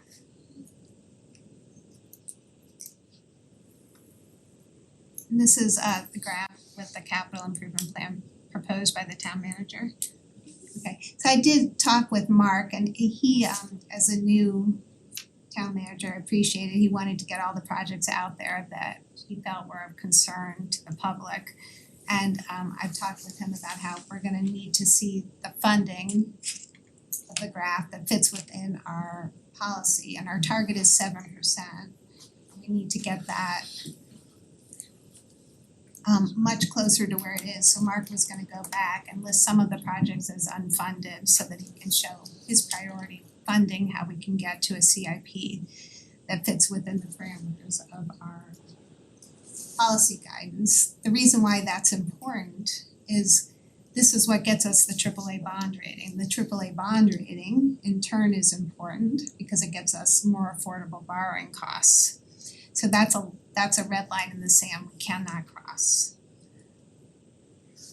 Amy, can you show us where we are? We're at 2025 issuance right there. What is the blue? Yep, so the blue is the, let's see. So the blue is the fiscal year 25 issuance, so all of this right here. And what projects are in that? I don't know offhand, I just took the debt. Hold Is on. it the projects being approved in this budget and last year's budget, or is this budget and next year's budget? So fiscal year, Latimer. So the fiscal year 25 budget. Hold on, that doesn't look right, wait a second. It's supposed to be 24 and 25 and it impacts 26.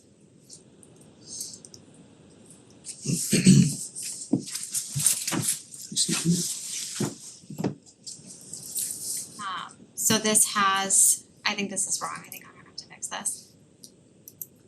So this has fiscal year 25 and fiscal year 26 projects for the fiscal year 25 issuance, but that doesn't make any sense. Okay, well, we'll get that Yeah, I'll next, fix but the that. bottom line is we gotta keep debt service flat. We can't go up $2.5 million. We can't even go up $1.3 million next year because we're not able, at this point, we have so many needs on both the town and education side that those are gonna take priority over the capital. So did you have a question, Matt? Just a thought? Yeah. I know what you're gonna say to it, but just, and I'm not trying to jump out of my lane, but just in the overall look at this and looking at coming up with recommendations for whatever we need to go back and do, with reserve levels being healthy, do you look at the tax collection rate for 1 year? And that number that usually rolls into adding to the reserves you keep. Yes, we do, but here's how we look at it. We're gonna be more aggressive on the interest and investment income because we know we have the cushion of the tax collection assumption rate. If we didn't have that, we would have to be less aggressive. We're not gonna change that. Again, that's one of the things the rating agencies look at. It's like a reality, I got it. Yeah. But it does enable us to be more aggressive on the other revenue assumptions, because if we're wrong, we have a built-in cushion. I will say this year that when we think about, oh, is this huge amount, it's not, it's 600,000 this year we're projecting. And that's because it's more than just the tax collection assumption rate, it incorporates, what else does it Yeah, I include? just weighed it, Yeah. reduction versus, Yes. that's all, programmatic But impact versus the dollars. but to your point, we do need to look at how do we best allocate reserves. One of the things I'm gonna recommend to our board is because there is the need for capital programming in the Board of Ed budget. The CNR payback currently includes buses. If you recall, actually, I'm not sure anyone was on the board when we did this. The CNR payback for the town used to include the plow truck. And every year that swallowed all of their CNR payback. So we took it out of the CNR payback and put it in their operating budget. Obviously, we can't do that this year. But what we can do is take those buses out of the CNR payback and put it in the capital budget, the CNR budget, starting on page 179 of Mark's budget, and pay those out of capital reserves. And that's about 450 to 500, is that right? 500, yeah. About 500. That's a way to pay for a needed item that doesn't impact the mill rate, because we're using reserves that we saved from the year before to pay for capital. That's one way to do that. The thing it does in doing that is that it then frees up the capital non-recurring in the Board of Education budget. They now don't have to pay buses out of it, and they can pay for the little projects that have piled up over the years. It frees up capacity there. So that is one recommendation I'm gonna ask this board to consider and discuss.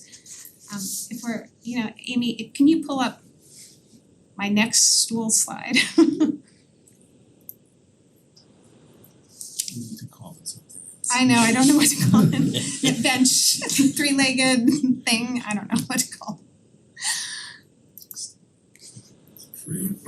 Slide is gonna be close. Sorry, I just found that really funny.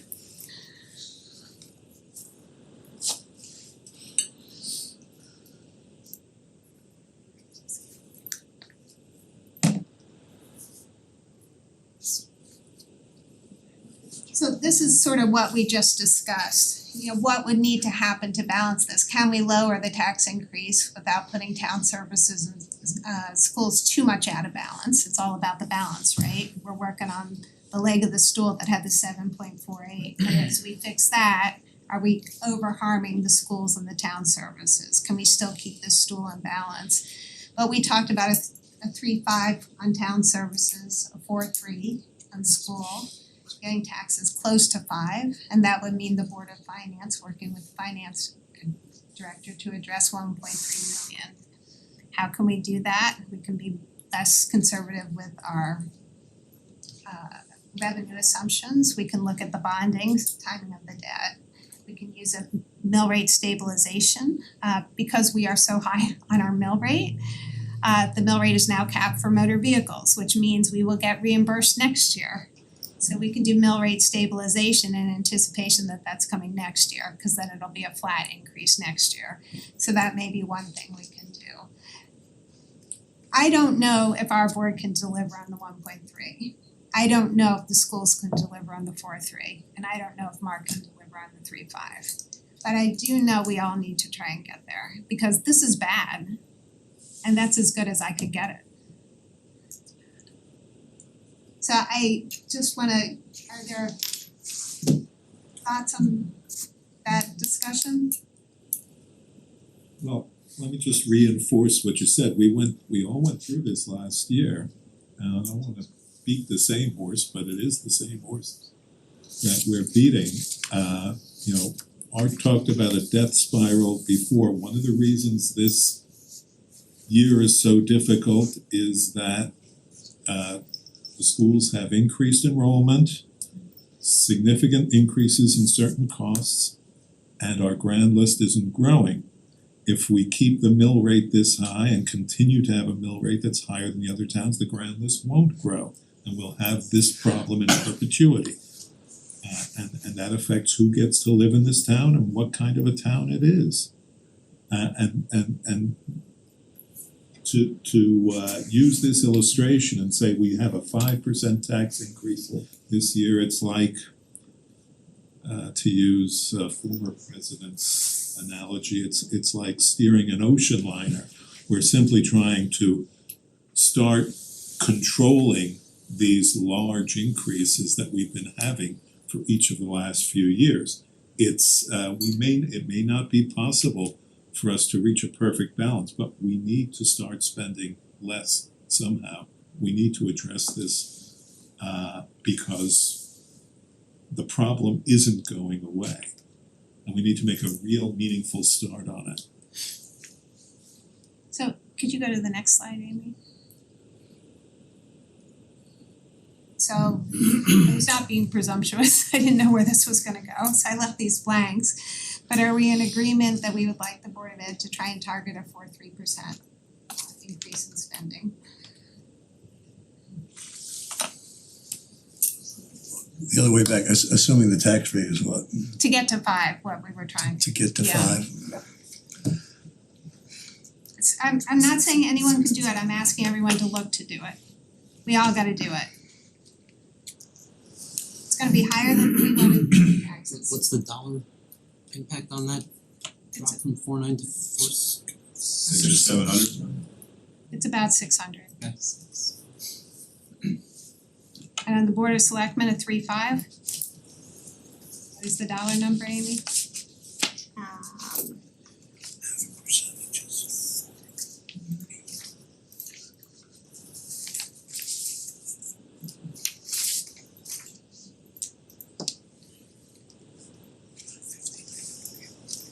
Part of the reason coming in at a 3.5 on the Board of Selectmen for the last 3 years, they've had savings of over $1 million in their budget. So we believe that there hopefully will be some capacity to absorb some of these cuts.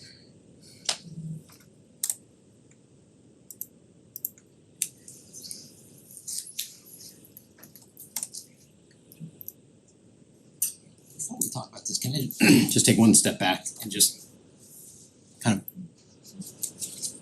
corollary, I guess, to what Bert said. I just wanna, I don't disagree with what I've heard from anybody. I just wanna make sure that we're aware that another way the grand list can not grow is if we cut too much into our valued services in the town. I mean, I'm guessing that the vast majority of people, when you ask them why they move to town, it's for the education. I'm guessing that if you ask people why they leave town, it's probably because of the tax rate. So, I'm trying to figure that out in my head, but I just wanna make sure we're not swapping problems. Absolutely, and that's why So I just this is not a cap. This is, can you help us row in the same direction? If it's too much, if the cuts are too much, it causes the stool to tip on any of the 3 legs, we're gonna have to make an adjustment. Yeah, and Either higher taxes, somebody else needs to cut, we need to find more revenue. But we all need to try and get where it is absolutely not meant to be a cap, cause I agree with that 100%. And at the end of the day, the citizens might wanna pay more, I don't know. Yeah, the other struggle I'm having is asking someone to pay an extra on average $400 a year. Now granted, you can't do that every year for the next 20 years. I get that. When the alternative might be laying off. It's easy to say as a solution, but you've got people on both sides and money on both sides. I think, So I don't want yes. either And I one's an think easy. that's what we're asking you to evaluate. I will say the Board of Ed, people may not realize it, but they employ the most people of any organization in our town. So we understand these are real people and we care about them, they're our neighbors, our friends. Obviously, we would like you to look at not laying off people and see if you these other aspects of your budget, retirements and not filling we don't want you to lay off people because they're our friends. We get that. That's why I said, I don't know that we can do this. But let's try and get to 4-3 on the Board of Ed. Let's try and get to 3-5 on the Board of Selectmen. Let's our board try and find the money. And let's cap debt service going forward and let's rework that CIP and see what we can get to. One of the things Amy and I talked about, and I want to invite members of our board, once we hear what the Board of Selectmen is able to do, Amy and I were gonna sit down really for half a day and go through the options. If we do this, what's the risk? If we use more health reserves, what cliff are we creating? If we delay the debt service, what are we doing in the out years? We're gonna run the numbers. I would love to have other members of the board sit in on this. I know that you guys are all working full time. It really will be a half day endeavor, if not a full day. But if you do have an interest, I would welcome you to come or at least participate in part of it, and we'll let you know. We can work around your schedule if that's something you're interested in, cause it's gonna be one of those Scrooge at the trying to balance it, but we'll do our part to try and get you the money you need in your priorities. And like I said, and I wanna be very clear to the public, we're gonna try and do this. I don't know that we can get there. And I just wanna say that because we understand that the three legs of the stool need to be standing at the end. It doesn't make sense to slash everything to the point where there's too much pain in any of the legs, including too much taxes, too much cuts to education, or too much to the town. We get that. And there's no one way to do it. It's gonna be a back and forth. Let's try and build it together. But we do know capital has to come way down and we gotta get that debt service, cause until we get our operating budgets or the grand list growing. Once the grand list starts growing again, we can start having different conversations. The grand list doesn't grow forever. Right? Sooner or later, we run out of land to build on. I get it that the house value, hopefully, if we're lucky, continue to grow in perpetuity, but you know. I will say we're very fortunate to have Mark here. I know his priority is economic development. He's working very closely with the first selectman.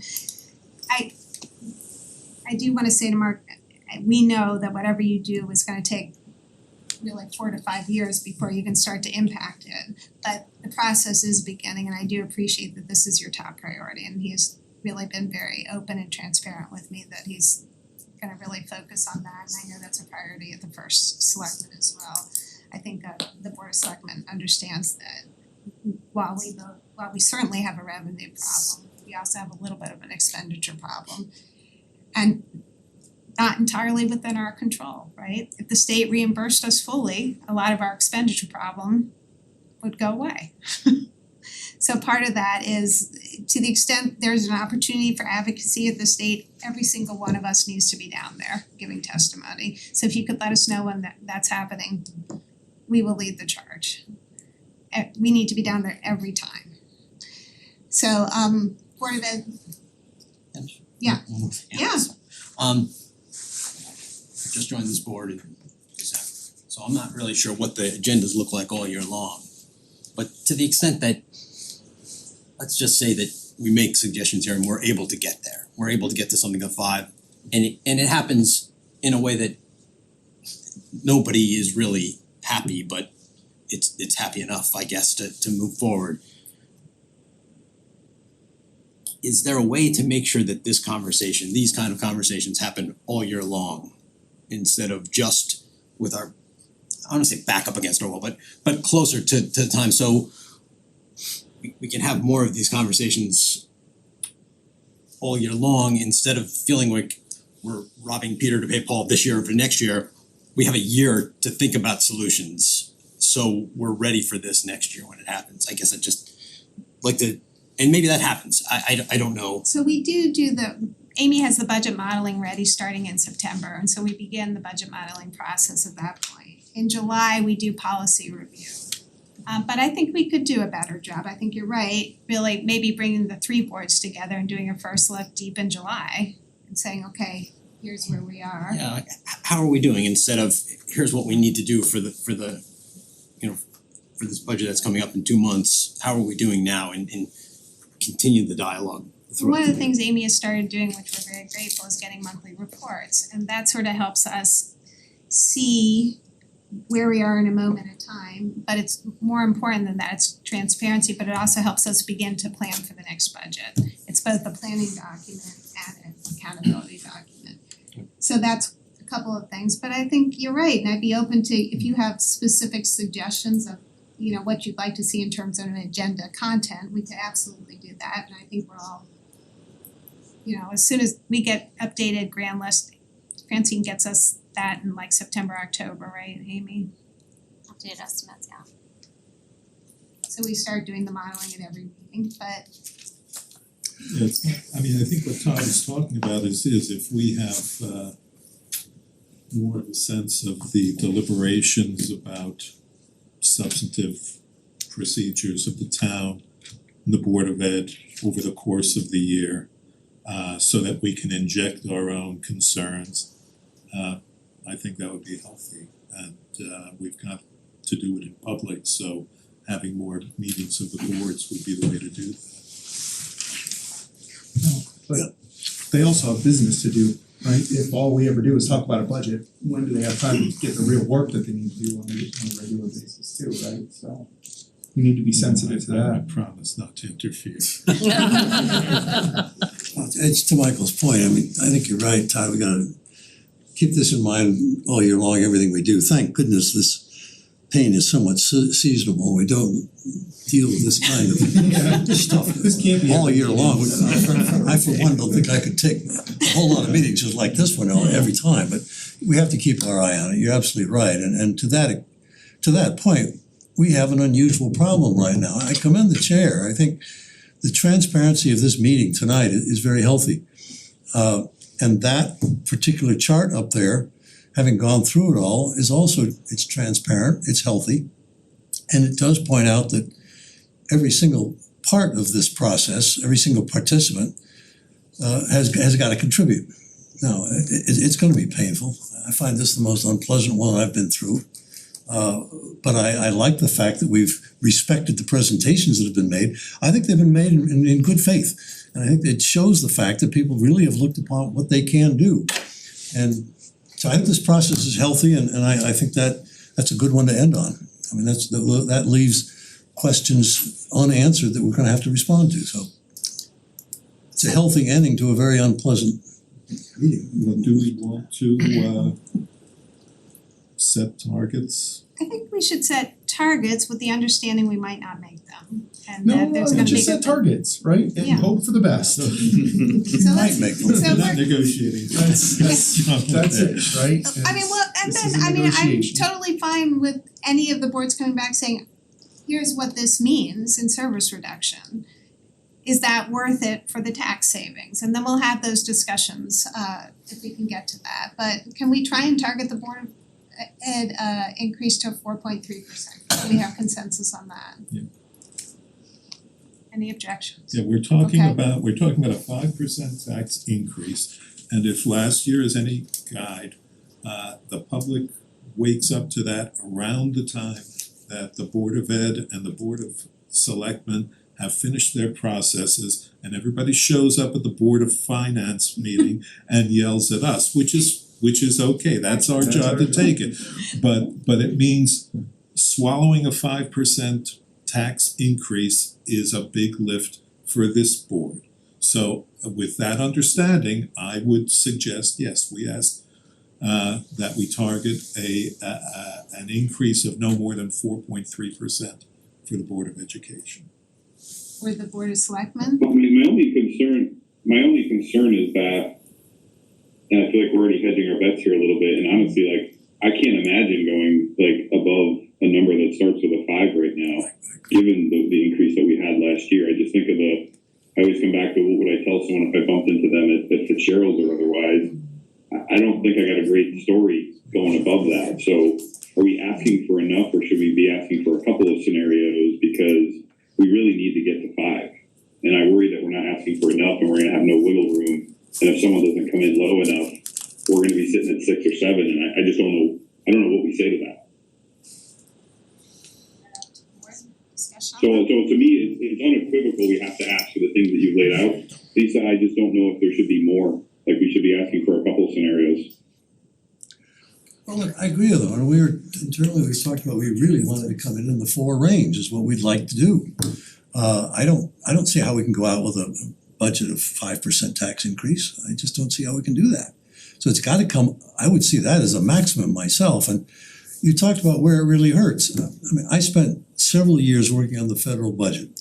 They'd go back and they'd say, tell me what really hurts and what's gonna happen. We will not allow you to sell the Washington Monument to a private developer. And if it comes back that that's what you're going to have to do, okay, that's a bit too much, and we're not going to do that.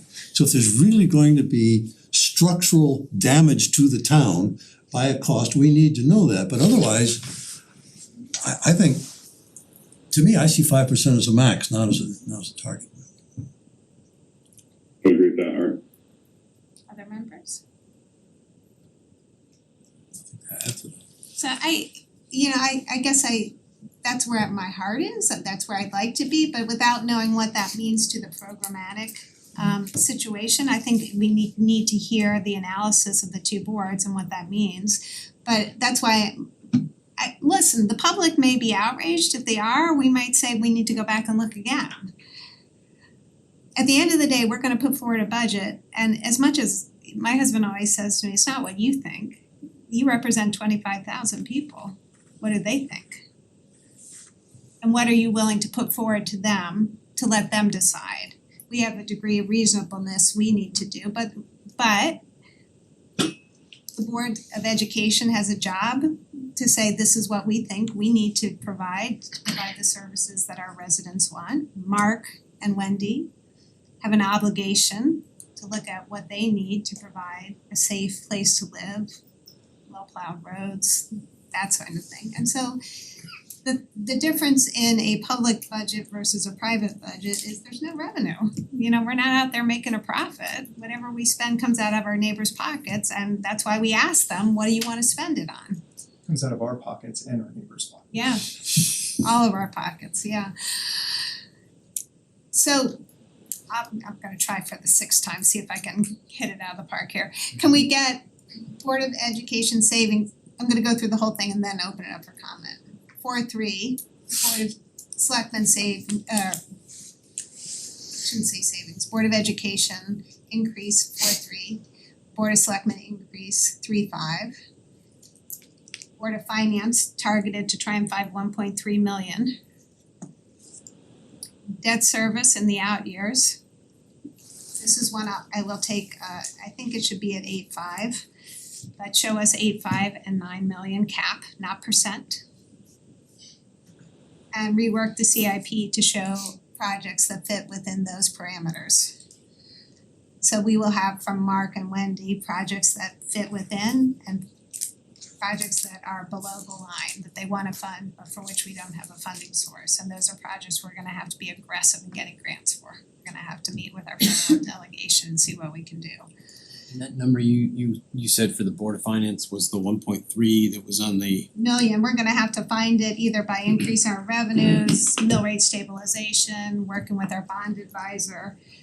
We'll do what we can to pull the different levers. One of the things I would ask Amy in addition to these is Amy, if you could get us analysis of using more of the health reserve, what that would mean in terms of risks to the next year, which we're looking at again a 7% increase at. Our interest income, which we talked about earlier at the 4 and 5.1 assumptions, and then working with Barry, our bond advisor, to see where we can get with that. And any other suggestions you have on mill rate stabilization without creating cliffs. The last thing I would ask our board to request of the Board of Selectmen is to please, on page 179 of the town manager's budget book, they have a CNR project list. It lists all the projects by department. They have police, public works, library, social services. But they never have education, so to add a line on education to add those buses at $500,000. So please plan on that, because that's one thing we know we have to take care of, and we just can't put it in their budget. There's no capacity to add to that this year. Do we need motions? I think if we can have by consent, by unanimous consent, if that's okay. If anyone objects, we'll take a formal vote. I have unanimous consent, we're gonna go with that. Is there any objection to unanimous consent on what I just said? 4-3. Hey Lisa, one quick clarification, the sum total of all that gets us to what increase in the mill rate? Gets us to 513% No, doesn't it- increase, but the mill rate gets us to what, Amy? wasn't it 5%? It was over Offhand. five, it was like It was a little over 5.3, 5.3. 5.5. I want everyone to come in better than what we're projecting. I need everyone to do what they can, but we understand that there are risks involved. There's risk to educational program, there's risk to the long-term fiscal health of the town, there's risk to town services. We understand that, so we're asking you to weigh the risks with the cuts and come back. Cause we're out of kilter. Revisit the timeline for me, Lisa. So do you have the ability to make suggestions before the public hearing, or do you wanna do it after the public hearing? I don't know what your time schedule is. No, we'd wanna do that work before, absolutely. Yeah. And we would like you to come back on the 21st when the Board of Selectmen then reports. We have a meeting on the 19th and the 21st? On either of those dates, whichever works for you. Okay. Would be helpful to have that information, cause then we'll know what the other two boards are working with. That would be really helpful. Yeah, I just wanna time it up tomorrow in terms of our meetings and coming back. Okay. Alright, Are there any other, just make sure we've got all that. Yeah.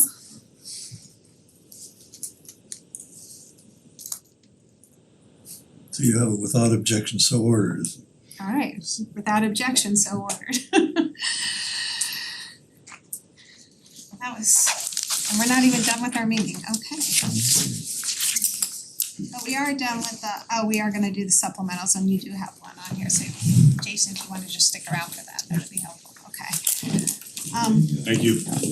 And we'll take a brief Thank you. recess, 5 minutes, guys.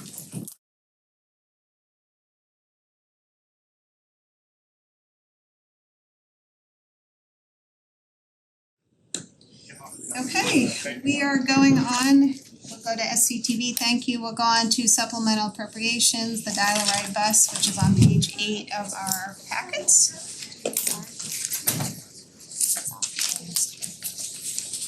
We have before us a request to approve a supplemental appropriation, an amount of $53,171 for the purpose of purchasing a bus for Simsbury's dial-a-ride program. As I understand it, there is no mill rate impact to the town because the increase in the cost is being covered in full by the state. But Amy, would you like to give us any background on that? Sure, so this was approved during the fiscal year 22 budget process, and yes, it did take almost 2 years to get this bus. Everything was on back order. We had anticipated an appropriation of 64,000, and of that 51,000 was gonna be funded by the grant. When the bus finally came in, the price increased to 117,000, and the state decided that they will cover the entire cost of the bus. So we need a supplemental appropriation of about $53,000 for the increased cost. If the state is covering the whole thing, why are we making an appropriation? Because appropriations are expenditures that we have to approve, and we have to approve the Then we get expenditure, Mm. even though the revenue is coming from the state. Got it, We got have appropriations are the legal authority to spend, so for them to spend it, they need the authority to do so. So this is the fun part of it. Right, but this is the kind of thing, because there is no operating expenditure and this is typical, this could go on a consent agreement in the future, but until I get folks comfortable with it. Obviously, if there was an operating cost or a town match, it would not be in a consent agenda. But Easy motions to make. then why don't you? I will. I will move that is that the motion right there? Yeah. Move effective March 5th, 2024 to approve a supplemental appropriation in the amount of 53,171 for the purpose of purchasing a bus for Simsbury's dial-a-ride program. Second. Is there any further discussion? All in favor, please say aye. Aye. The motion carries unanimously. We have with us Jason, thank you for staying to the bitter end. We have before us a request to approve a supplemental appropriation for the Terriffill School Modular Classroom Program project in the amount of $18,000 and transfer said funds from the CNR fund to the capital project fund to cover the cost of the overage. This is being done with project savings from the Squadron Line project. So Jason, if you could just talk us about where the savings are coming from and the purpose of the dollars. Yeah, I'll start with the purpose. Sorry, I'm just gonna close this door real quick. Oh, sure. So our Terriffill modular project has been completed. The students have moved in. The music classes are being taught there. It's a wonderful space, bright, clean, much improved from where we were with the older set. Part of that project was to do a rough grade for the site work. We understood that and we budgeted for things like grass seed and sidewalks and those types of issues. However, after the rough grade was in place, we did discover some drainage issues that we have a few different ways of addressing, but that's the $18,000 we need to address those particular issues, unforeseen condition. To do that, we're looking for a reallocation from CNR from a project at Squadron Line, an air conditioning project to address some humidity issues. There's some cost savings on that project, so we're able to reallocate those funds. The purpose to coming to the board and asking for that is that because this was a project from a referendum vote, any additional funding to it must go through this process. So, any questions? Also, it is a transfer and all transfers need to be approved by the Board of Finance. So it's the combination of two requests, which is why it would not go on a consent agenda. And our charter permits transfers after 6 months of the start of the fiscal year, so this is within the time frame for which we can do a transfer. Are there any questions for Jason? Just one comment that I watched the video and it was fascinating to find out what the humidity problem was. You wanna share or you want me to share? Well, that building itself has had its share of humidity issues. The ultimate solution right now we're looking at is the carpet extraction equipment was woefully inadequate to actually get the water back out of the carpet after it had been cleaned. And I have to give credit to Kyle Loveland, our new maintenance supervisor, who took a fresh look at how we were doing business in that building and came to that conclusion. That was like, of course, right? Right. But how would you find that unless somebody was there Right. literally like with a hygrometer going, oh wow, it went up right after we scrubbed the carpets. So just thank you. Interesting sleuthing and detective work. Any other questions? Todd, would you like to make that motion? I would love to. Working pretty hard. He's the new guy. Yeah, that's why I'm on the end. Alright, oh, this is a bigger one. Okay, move effective March 5, 2024 to approve a supplemental appropriation for the Terriffill School Modular Classroom Project in the amount of $18,000 and transfer said funds from the CNR fund to the capital projects fund to cover the cost of the overage. Second. Any further discussion? All in favor, please say aye. Aye. That motion carries unanimously. We now have a request to appoint a Simsbury Housing a representative from this board to the Simsbury Housing Policy Advisory Committee, and Mike Doyle has offered to do so. I have. Good for you, Mike. We also need an alternate, so I didn't know if anyone wanted to serve as the alternate to go when Mike is unavailable. I'll volunteer to serve Okay. as the alternate. Excellent. So may I have a motion to appoint Mike Doyle as the primary and Bert Helfand as the alternate? So moved. Sure, I'll second that. Any further discussion? All in favor, please say aye. Aye. That motion carries unanimously. The last thing Amy has offered and grateful, she will give the summary of what the guidance we gave, the percent and the dollar amounts, and that memo will go out to our board and the boards of selectmen and board of education, so we're all on the same page. with that, can I have a motion to approve the minutes of the February 13th regular meeting? So moved. Second. Any further discussion? All in favor, please say aye. Aye. The motion carries unanimously. Alright. May I have a motion to adjourn? Motion to adjourn? Second. All in favor, please say aye. Aye. Motion carries unanimously. Thank you all.